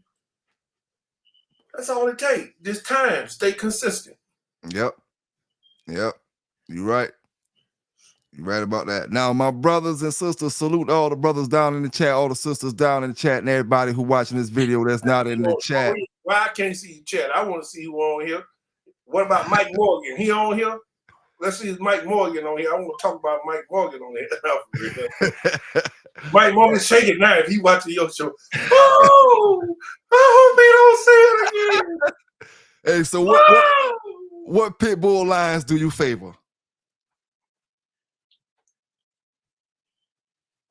Bolio, Boils. I love Jeep. I ain't gonna say I don't love Jeep. But I used to love the Rebel Kennel stuff that Ricky Jones had, like the wood snooty, like the boomerang snooty Jeep. It was like Champion Thor, Champion Penny, Jarrett's Champion Head, that kind of blend right there, and then cross that into the Patrick Boyle stuff like that. But I love Bolio. I've always had a Bolio dog or two around to play games with and go walking, but the Boyle stuff will probably be the number one. But I think deep down in my heart, what I'm in love with is Bullet Sun. I don't just like their body and all that other stuff, but I think it's the Bullet Sun inside that blend, or the Bolio blend, to make the Boils is what I liked it. But that with that Jeep stuff, I really loved that. The lot, it wasn't a lot round at the time. I didn't create a line of it. You know, I was just always like Maurice Carver, buying people dogs and selling it to other people. So when it comes to American Pit Bull Terriers, I had my hand on almost every Boils dogs and a lot of good dogs that that was out there from Jeep, from Crenshaw, A lot of from Tant, and all that other stuff back in the day. But you know, the Boys. I knew Ronald Boys. I stayed around here in Florida. He stayed in right the road in Fur. He stayed in Yulee before he went to Waycross, Georgia. I grew up around these kind of guys, so I was closer around the Boers stuff, and Jacksonville was saturated with Boers, but we had other bloodlines around, but Boers was us. Yeah. Okay. Boers, Bolio. I'm Bolio Boers with a little bit of Bullet Son and G. And who knows if any of their pedigrees is right, because they all was right. You're right about that. You're right about that. So if you could have any old school dog from the past, who would it be? Heroes. I reincarnate that motherfucker, and I clone him every day. I clone 20 of them. Well, not at one time. So who is he off? Neros was a son of Nitro, Steely's Nitro, who was a son of Grand Champion Hall's Grand Champion Handicap and Man's Crazy Tippy. Crazy Tippy was off of Champion Mr. Rogers and Queen of Hearts. Abraham's Grand Champion Queen of Hearts. You know, handicap is Sugarfoot Penny Soup. Yeah. And Nero's mama was that same synchronization I told you before. She was Valley Boys Betty. Valley Boys Betty. They had Stan Cash, but had Valley Boys Betty. And the Valley Boys got a lot of dogs from Ricky Jones. Ricky Jones was Rebel Kennels. Rebel Kennels had the synchronations of dogs straight off a Jeep, dogs straight off a Wood Snooty, you know what I'm saying? Dogs straight off a Boomerang. And he was mixing them and mixing that Boomerang Snooty together and then breed them directly to Jeep. And I ain't talking about back in a whole bunch of dogs in the back. Boomerang bred back to his daughter, and Boomerang's son bred back to his daughter, then bred them together, then bred it back to Boomerang, then bred that to Wood Snooty, then bred that one to Jeep. Ricky had some dogs. I heard he did. So give me one female you could take back to Neros from the past or the future, you know, but we're talking pretty much the past because that way. Ain't all that living that I would take a dog off of? Who that? It could be a dog from it could be dog from the damn 1910. You know, it could be a dog from any time. Dog, you know, a female dog that you would take to go back in the Neros. I don't know. I want to keep repeating Neros. I don't need to do that shit over again. I had every dog that was. I had Grand Champion Sparky. That dog that everybody be talking about, he was my dog. I had 12-time winner Mauler Red was my dog. I took care of Champion what that dog? I had double bred daughters off him before they stole a whole other. What his name was? Shit, I have to look online. Wait a minute, why we talking? I had all of them dogs. Them dogs was my dogs at one time. I just didn't have my name on them dogs. But shit, man, I didn't like none of them damn dogs like him. Champion. We done had a lot of champions. Oh man, my friend, them guys and dogs have to tell you about my dog. But you see, I can't even remember them. I feel you on that. I'm sitting here right now and I'm telling you, I don't even remember them. I don't even remember half of them dogs. Just look here. So when it comes to the pits, do you got any mentors in the pit bull game?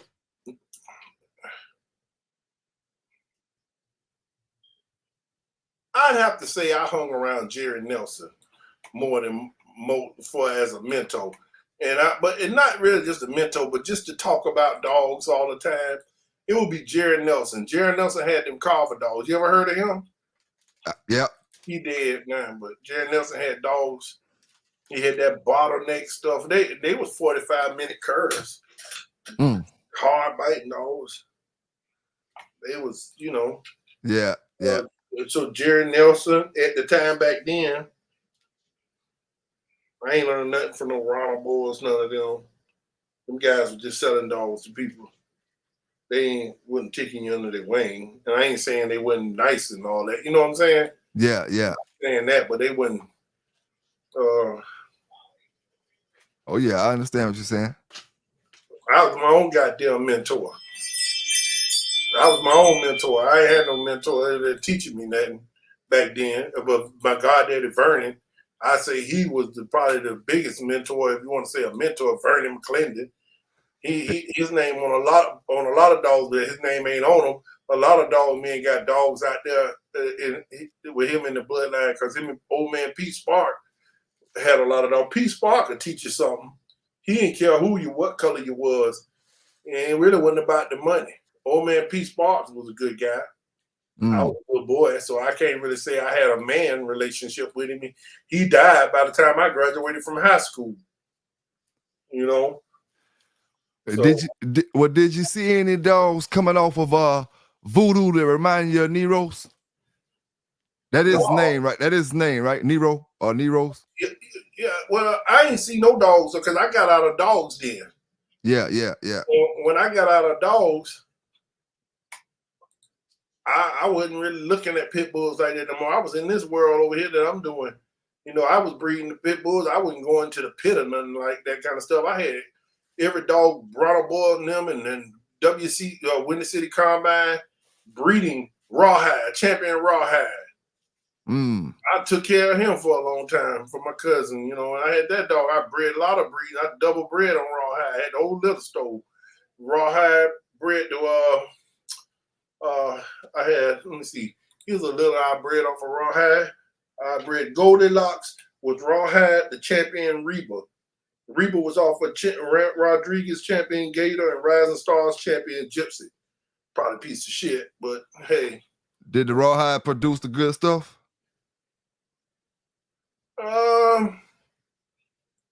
I ain't seen. I mean, like I say, I don't remember us. I don't really. We probably beat some dogs up or something like that back then. I don't know. I don't remember hearing no real big hoopla, no screaming and jumping up and down and riding in the car lighting cigarettes and counting money about his offsprings. You know, but he probably did pretty good. He was eventually sold to Wilder. I think that Wilder guy died, didn't he? I remember. I know Wilder. I heard of Wilder. He got sick, but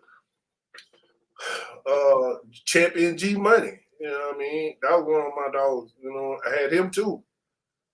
He was a dog off of Yellow. I mean, I had all kind of dogs. I had every dog out there back in the day. You name it. I had dogs off of Hunter Red Rome, Ted's Triple A, dogs off of Red Devil. I had all of them.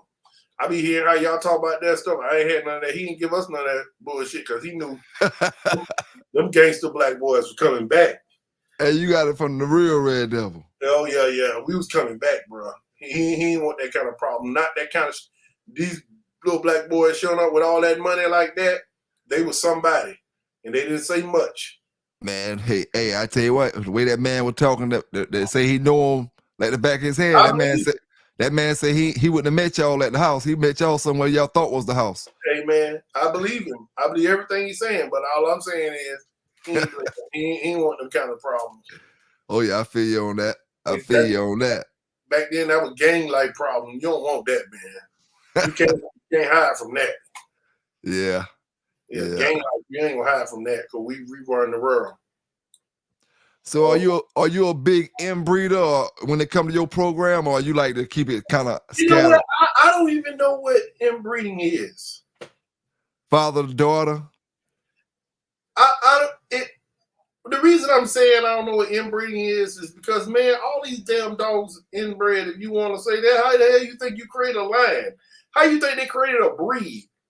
You bred a German Shepherd to a Rottweiler to a Schnauzer to a Shih Tzu, and then you took them puppies out that litter and bred it back to the daddy side, or you bred that Tim to the same sacred nation to another dog, and you line bred them, and you came back to the stuff you like, and then you line breed that. So you have to inbreed, line breed, whatever you're talking about to create a dog, and especially in pit bulls, you got 100, 200, 300, 200 years of fighting Irish Terriers. Line bred, inbred, go back behind see, when y'all look at dogs today, I don't look at them dogs today. I look at the dogs when I was in dogs, and I look at the dogs that was behind them dogs. All them dogs, Dabo. All them dogs, to the Spike, Miss Spike. And the only other thing that different was Black Widow. She was different. And then you got Lightner. Heinzel had some of that stuff was a quarter of this and that. And Carver them was puppy peddlers with money. So they bought everybody or anybody dog that had some dogs. Yeah. And so all these dogs got Carver name on it. Don't mean it's a Carver.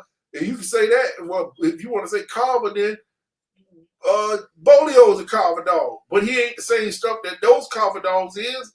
Carver just they own it. They passed them around.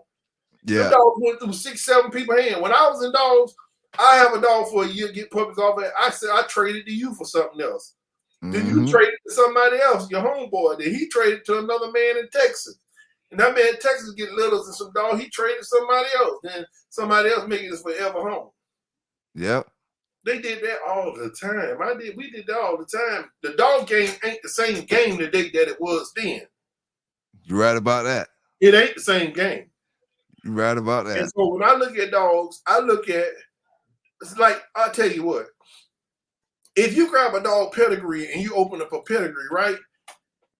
And if you got online pedigree and you can do that, the best way to know what a dog is, go to the 3rd generation and look at every dog in the 3rd generation. That's what that dog is. Yeah. That's how you read a pedigree. Then I can come back up and say, oh, he double bred Jeep or double bred grandson of this, or his mama was inbred on this 2 times this dog, then this dog. So he'll quarter this, quarter that, and his bottom is the same. So he all red boy. You on here.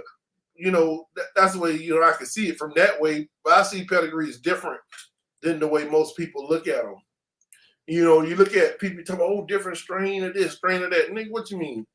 You mean Pit Stop, Waccamaw, Cotton, all of them just had different little mates. And they all came off the red boy. You mean he kept it pure? He didn't bring no other trash in it. You mean some of that other curse shit that y'all was liking, or he, you know, he might have liked Chinaman for a while, and he bred Chinaman to his Cottonham Bullet, then brought it back and went 2 or 3 more times. He didn't do that. They kept it the same dogs, different dogs. So when I look at Pit Stop today and every dog, like quarter that and everybody dog, that's what it is. That's red boy stuff. That's Hunter. That's Deacon Hunter Rome. You go over here and look at Cotton. It's the same stuff. It's just different names on owners on it, different little mates. And the way I look at it is those guys was tried and true as people. So you know if you got a dog from him, if the paper is what it say, and so if the paper what it say, and if it's doing what it's doing by performance, then I can trust using that in the dogs for what I'm using it for. That's the way I see dogs. I don't see dogs the way people see it. Yeah. Feel you on that. I don't believe in inbred, line bred. I believe this shit. Fuck it. He retained the gene. Yes, sir. Yes, sir. Hope y'all heard that out there, man. Hope y'all heard that out there. So tell me about this dog right here. Tell me about this dog right here, man. Ooh, look at that dog there. Look at that dog. Look at him. I started shaking. Woo, that was almost like a man orgasm. Now let me tell you about that dog. I gotta look at his pedigree over here. That's a nice little dog there, man. I got my god brother. He said some stuff about my poor little dog. We down there. I down there was her hot with him for almost 24 hours. Oh, well, I don't got his pedigree up there because I don't need him to see it. But let me tell you something. Now that's Nero's. The one I'm gonna tell you. I gotta say. Let me say this first before I say anything. I read all the time, and I don't like to keep digging in a man back. But the one thing I will credit the Morgan, what his name is, Mike Morgan? Yeah, Mike Morgan, that's his name. One thing I credit Mike Morgan for is he took a puppy that I gave them. I gave it to George. George sold it to him, and then they both got together and made up some fake papers to, you know, make it look good on paper to make a lot of money. Mike got rich off all y'all. Now, the only thing I don't like is, you know, now that I look at dogs, it hurt a little bit that he just can't come out one day and say, man, it's how the dogs bred, y'all. They are good dogs. And his daddy was a real true killer. Man, why you took that picture down? Man, I'm like, make me tell the story when I look at it. God damn. That's one thing I can say is Mike took and preserved a family of dogs. None of y'all can be mad at it now, because that he did that shit there. Yeah. That's that line, boy. That's that stuff. Hey, Now, I ain't mean to cut you off. For y'all who don't know down there in the chat and who watching this video, that's Jimmy Draco right there. You know, the dog that he talking about, or the dog that you see on that picture right there, that's Jimmy Draco. That's a puppy. You know, that's a puppy right there. So my fault. I ain't mean to cut you off, my brother. Go ahead. You know, I got Nero's pedigree online. Go ahead and put that pedigree up. I'll show the pedigree when I post the video up. Okay. You know. Oh, we ain't live? No, man. Okay. Well, Nero's is the true sire. The dog that I'm telling y'all about, the pit bull I keep cloning. Yeah. That's Voodoo Daddy. Voodoo Daddy ain't Nitro. Nitro was Nero's daddy, but Nero's was Voodoo Daddy. Yeah. Nero's was off of Rebel Kennel's Ricky Jones bitch. Stan Cash bitch Betty bred to Nitro. So if you had the chance, you'd rather have Nitro or Nero's? Oh no, I'd rather have Nero's. Yeah. Nitro wasn't shit. Okay. No, Nitro wasn't shit. He was scared to even do that dog back then. That's why Comanche made champion. He had another brother, I believe, made champion. But he was scared. He was scared to see if Nitro even quit. George wasn't finna put him down. He wasn't that bad anyway. Yeah. Although he was off grand champion handicap and man's crazy tippy, them dogs, he wasn't that bad. But Nero's would have 6 months old would have made him not do nothing no more. I guarantee you that.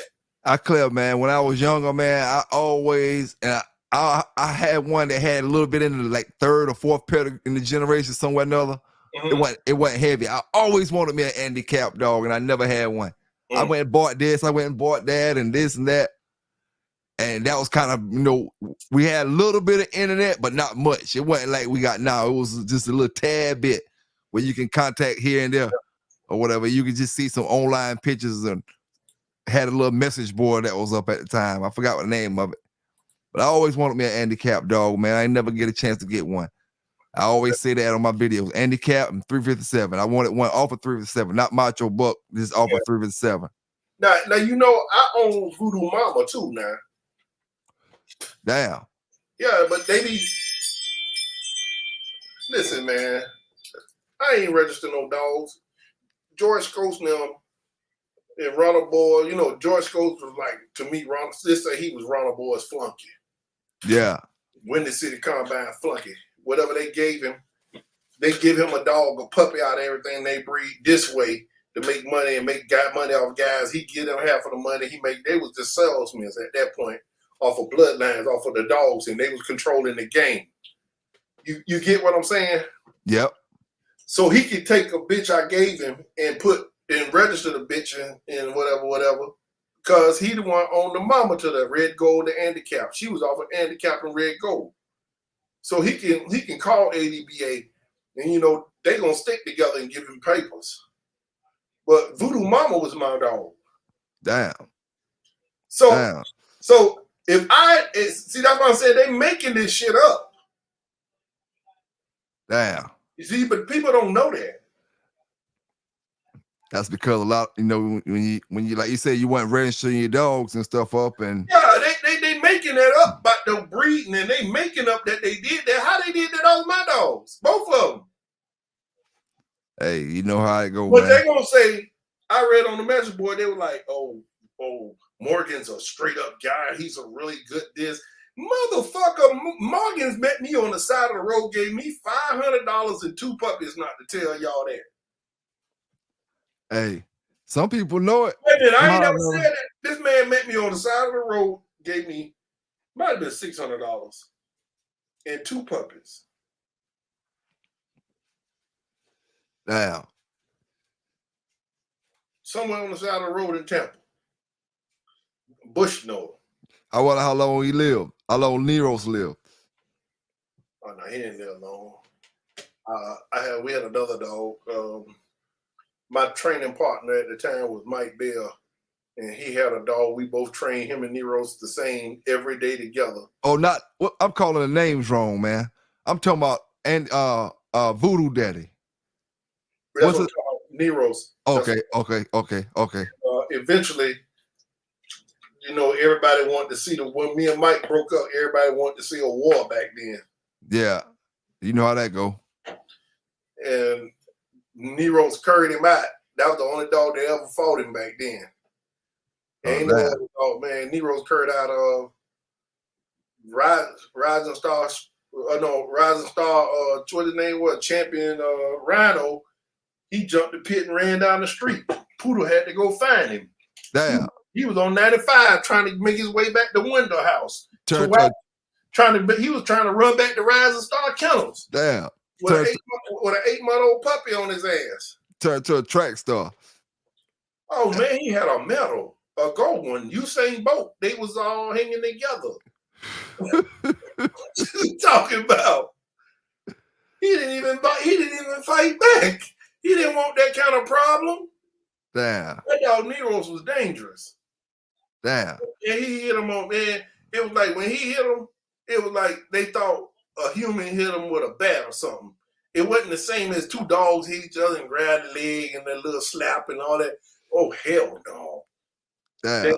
They ain't want them kind of problems. So who would you consider the top bitch of all time? Of all time, top bitch.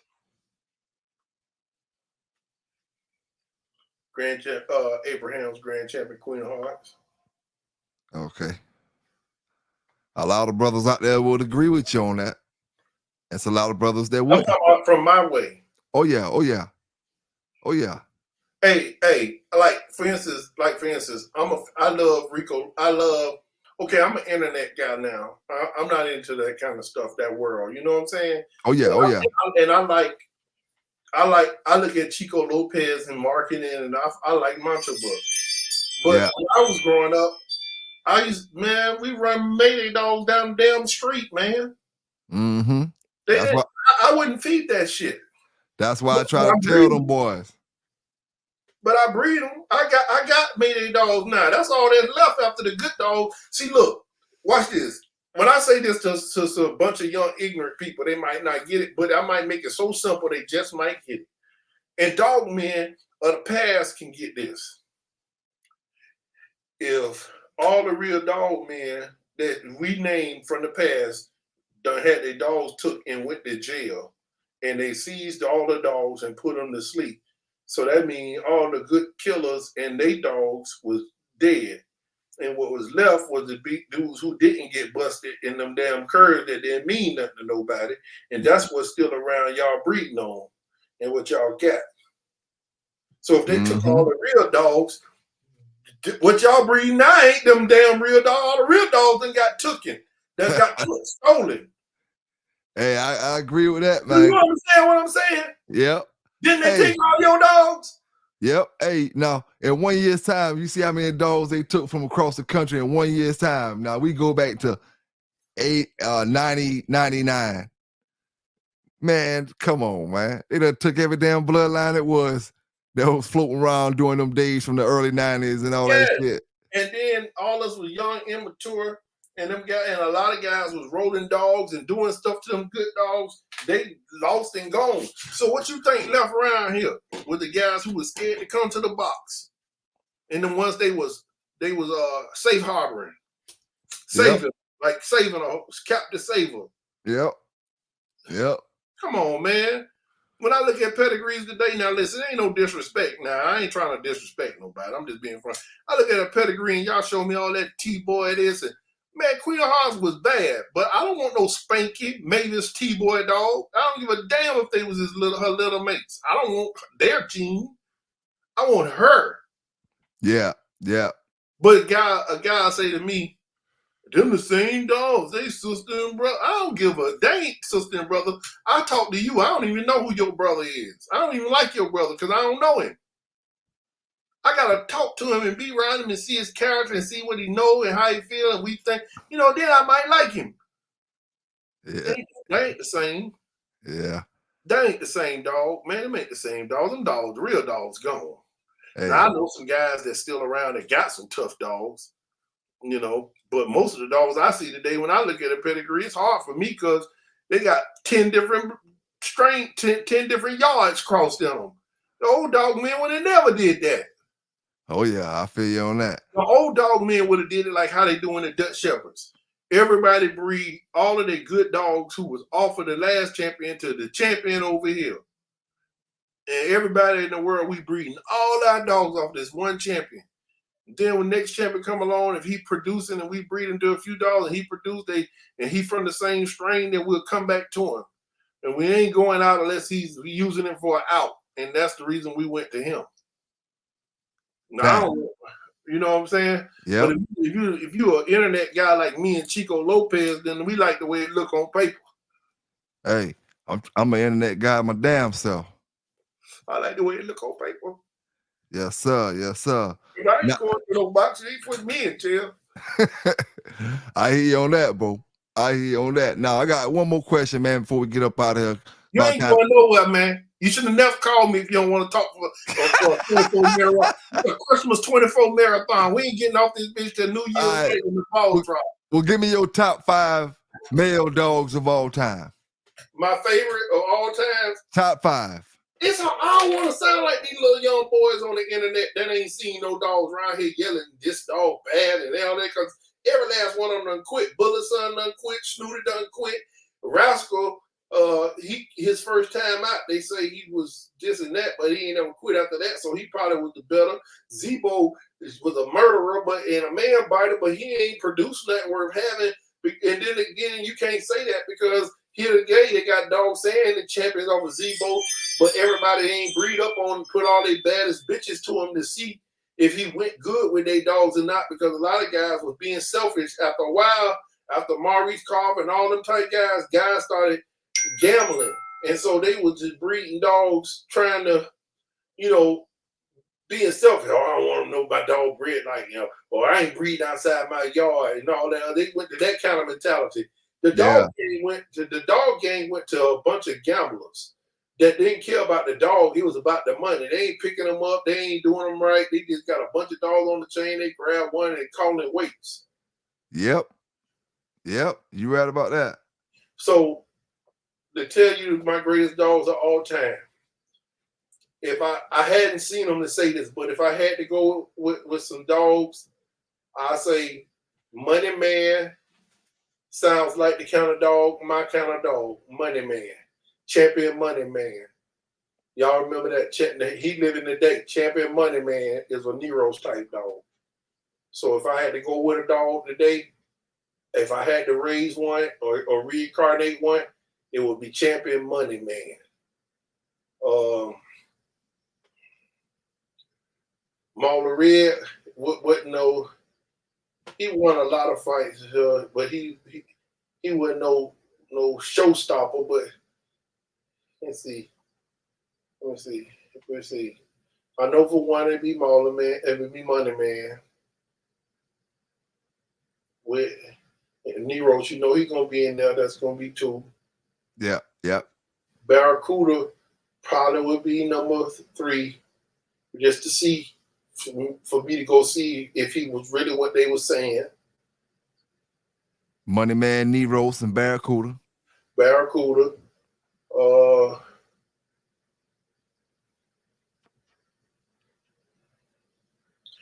I would probably want to see if Jeep was a phenomenal dog like they say. But I heard he wasn't that great of a dog from all the old dog man in my day. So no, let me take Jeep off there. I just will use it in the cross. I would go with Ironhead. Ironhead will be a bad motherfucker. My goddaddy them smoked it. If it ain't had Ironhead in it, it wasn't gonna be good. And Ironhead is supposedly probably the true daddy to all of these dogs that people got when they paper them a different way. and I let's see. I heard that before. So Ironhead.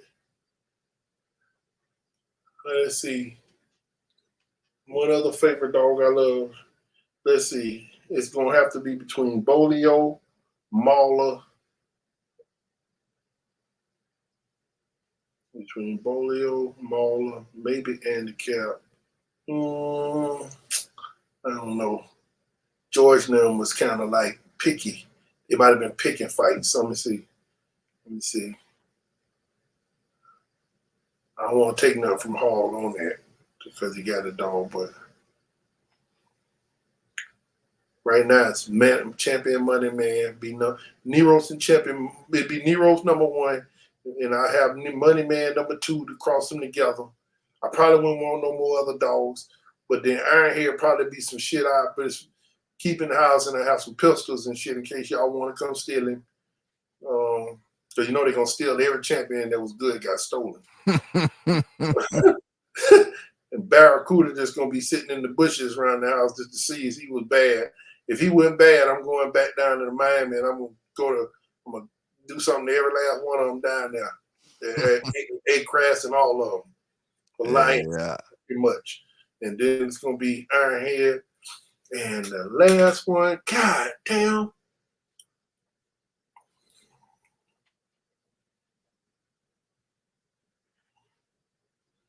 I mean, because you know how we be talking about we love Bolio dogs, but I don't want fucking Bolio. And they say Dabo probably was the most used dog of all time. I don't really want him. Yeah, I wouldn't want him. No, I can't even use Mauler because Mauler ain't do shit, but he produced a lot of dogs. It was late starters. And he ain't really did nothing himself. Besides roll out there in peat yard.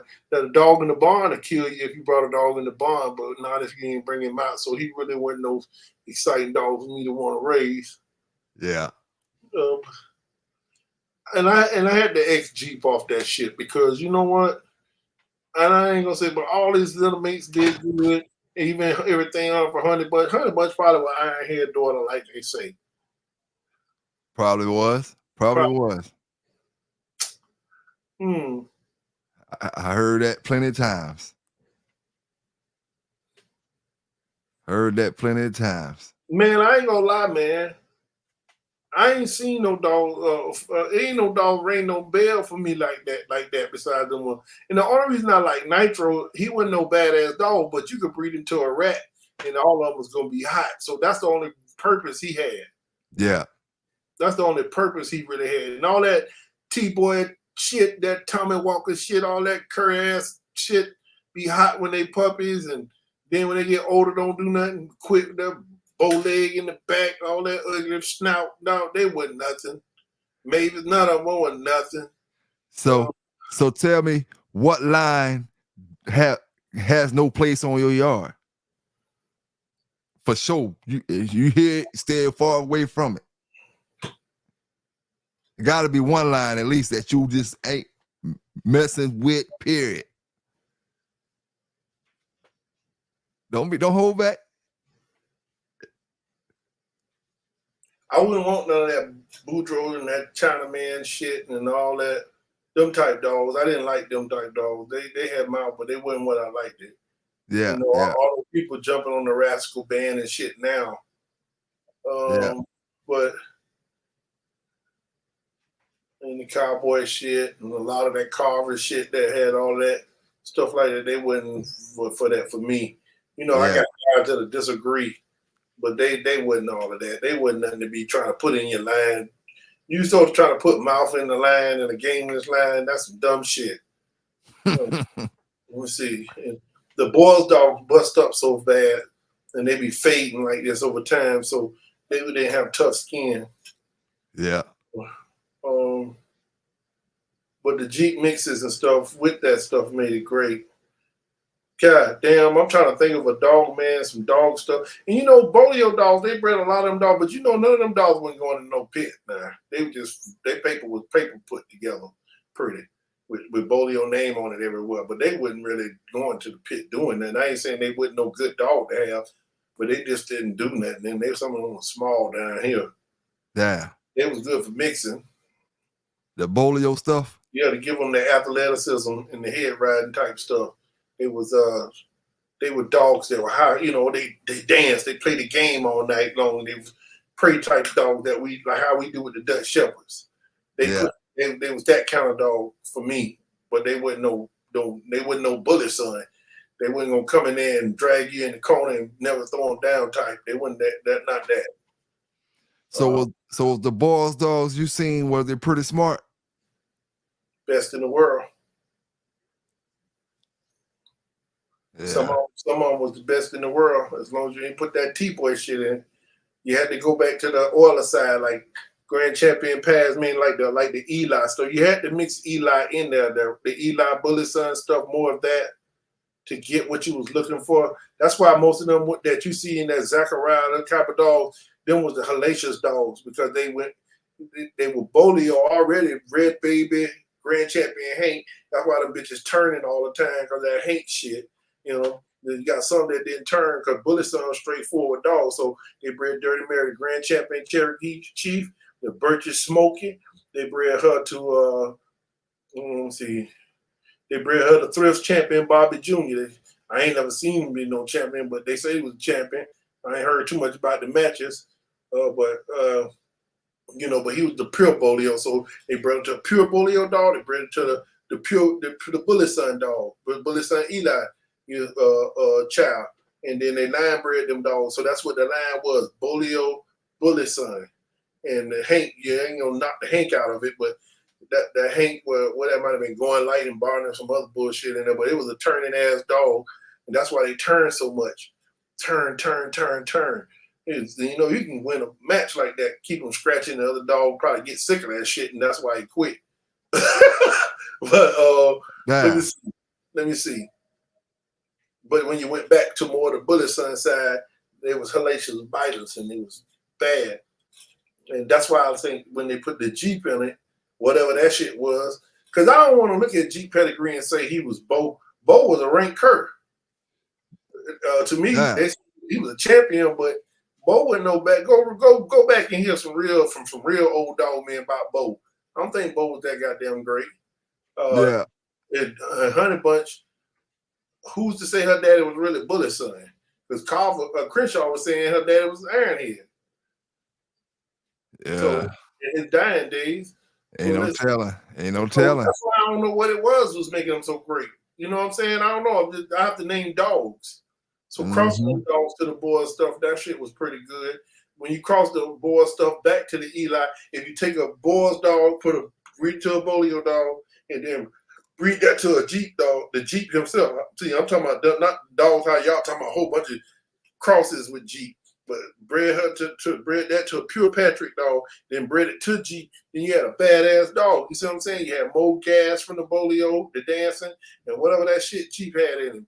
It was probably Ironhead. Ironhead is the greatest dog of all times. Fucking Ironhead. Fuck it. I got you. Ironhead. It was probably Ironhead, man. Some old stolen shit they had mixed in it. And like you say, Cat was giving us dogs. We didn't know what it was. You think the rest of them dog man didn't do people of color like that? Whatever that shit was they gave us. That's why I say I can only talk about the dog. Yep. Because I don't want them little boys, they talking about them dogs was this, them nigga, you ain't seen them dogs. Yep. You ain't had them dogs. The dogs you got ain't even that no more. You don't even know what them papers really is today. Right about that. Man. Yeah, man. Rawhide stayed in his element, did his thing. He took a lot of abuse, so he was a bad dog. Just give me. I have to go with dogs around where I'm from. Just give me Rawhide, man. All right.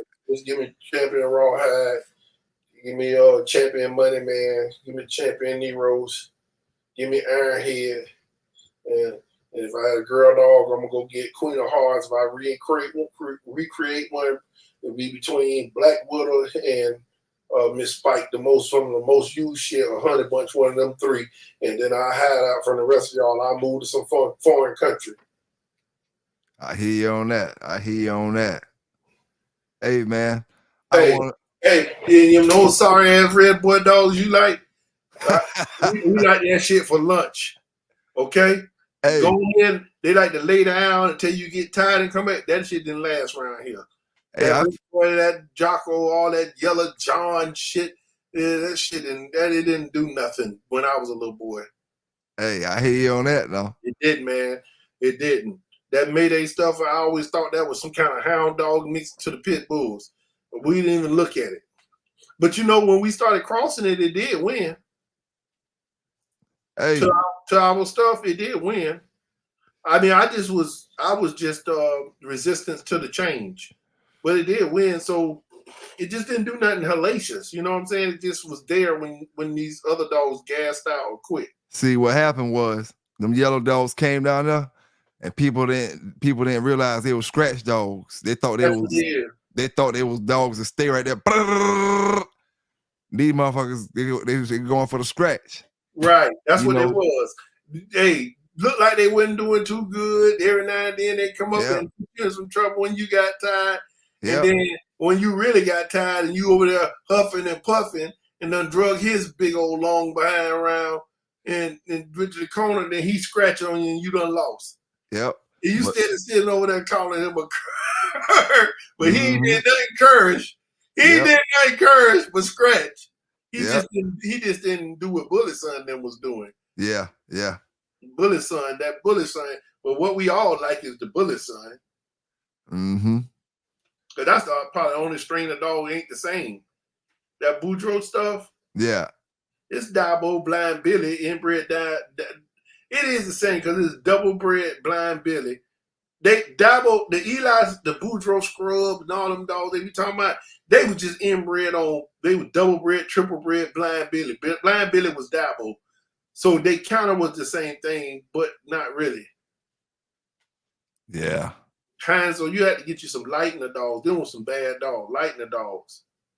And, you know, that type of stuff that y'all didn't know nothing about. That's why I'm about to say, the boys, these days, hey, that's a little bit before these brothers' time. Yeah, that's what I'm saying. But so when I see pedigrees today, I'm disappointed.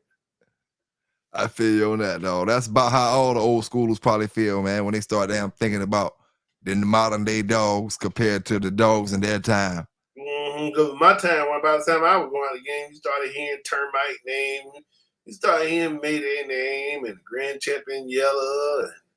You started hearing different little dog named the BB Reds and your Grand Champion Banjos. I bought some of that shit. Ain't do nothing.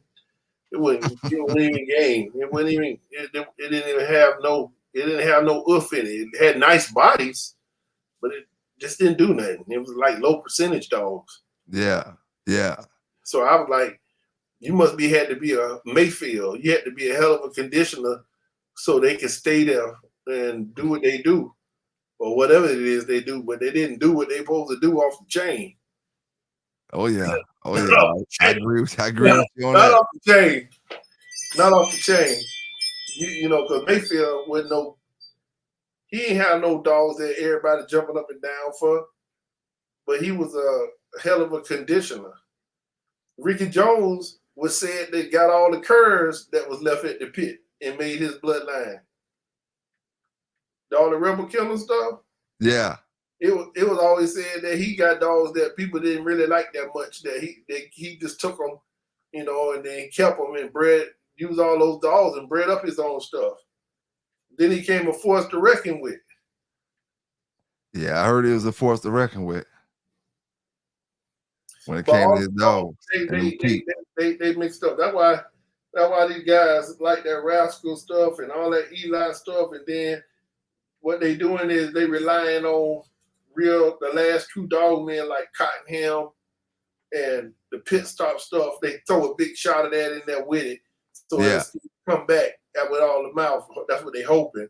But that's all they doing. It is using all of that Eli, Rascal, Bullet Son, Chinaman stuff, and then use a big shot, a quarter Pit Island or more, half Pit Island, and all that, or Cottonham stuff, or your Waccamaw stuff, and which are all pure Red Boy stuff. So they relying on the dead game stuff that's gonna keep scratch dogs to come back with and keep Gator mouth in at you. Yeah. Mm-hmm. Yeah. Anything you want to let the chat know or anybody out there, man, before we get up out of here? ShepherdUSA.com. Get your bike sleeve, your leg sleeves, your scented balls. You can even get training online consulting at $65, 30 minutes. You're looking for Dutch Shepherds to protect your private stock out there while you at the restaurant, at the movies with your kids and your girlfriend. Somebody is jumping your fence to take your one-time winner. Ain't nothing gonna stop him but a man stopper. And I got your man stoppers. You don't have to worry about having a good time over there in Costa Rica, Puerto Rico, Dominican Republic with your family, where you can call me, the Grand Master, and get you a man stopper to protect your stock, your property, and your person. Do it today. Don't hesitate. Pick up the phone. Dial 904-450-3339. What did you say? I said 904-450-3339, which is one phone call away for saving your whole yard. And if we can't save you, nobody can. Yes, sir. Y'all heard it best, man. PBK9s. And we gonna leave y'all at that, man. We out. When you're with me. Kill confirmed. Don't push me, nigga, cause I am not a killer. You think cause I'm a female, I won't sit in the gorillas. You gon' say it's Halloween. Michael Jackson Thriller. Don't think it's Halloween, nigga. Michael Jackson Thriller. When you know you really soft, nigga, soft like a pillow. I'm on some real shit now. It's all about the money. Raw millionaire, and I'm all about my money. I made some for my bitches who be all about the money. You catch flies with shit, you catch bees with honey. They call me raw millionaire, and I'm all about that money. I wake up, get up, then I count my money. You can't be a millionaire if you ain't about this money. No, I know some bitches hate me, they say I'm acting funny. Do I gotta spell it out for you, hoe, is you a dummy? No, bitches shouldn't hate me, cause your life crummy. I've been saying it the whole time, bitch, I'm about my money. Don't push me, nigga, cause I am not a killer. You think cause I'm a female, I won't cylinder gorillas. They gon' say it's Halloween. Michael Jackson Thriller. They gon' think it's Halloween, nigga. Michael Jackson Thriller. When you know you really soft, nigga, soft like a pillow. I'm on some real shit now. It's all about the money. Raw millionaire, and I'm all about my money. I made some for my bitches who be all about the money. Catch flies with shit, you catch bees with honey. They call me raw millionaire, and I'm all about that money. I wake up, get up, then I count my money. Yeah, I'm from the city in the state where it's sunny. All my bitches eating, yeah, we count that money. Some bitches broke, they should've focused on the money. Yeah, some bitches broke, they should've focused on the money. Instead, you out here tricking with these niggas living bummy. Boy, you out of stock, you made me like you really chummy. Gucci on the dash in this alley, all that money. Pour another round, but my bitches with that money. Chanel another bag, cause you know how I'm coming. Yeah, I'm always stunting, cause you know I'm about that money. VIP with my bitches, cause you know we keep it coming. I keep a burner in my purse for you bitches acting slummy. Yeah, I'm gon' pop it if you fucking with my money. So don't push me, nigga, cause I am not a killer. You think cause I'm a female, I won't send in them gorillas. You gon' say it's Halloween, nigga. Michael Jackson Thriller. You don't think it's Halloween, nigga. Michael Jackson Thriller. When you know you really soft, nigga, soft like a pillow. I'm on some real shit now. It's all about the money. Raw millionaire, and I'm all about my money. I made some for my bitches who be all about the money. Catch flies with shit, you catch bees with honey. They call me raw millionaire, and I'm all about that money. I wake up, get up, then I count my money. Yeah, I'm from the city in the state where it's sunny. Know that I love you. Raw That's what millionaire. love If you is didn't to. know, bitch, now you Nothing know. beats above you, for I'm so completely yours.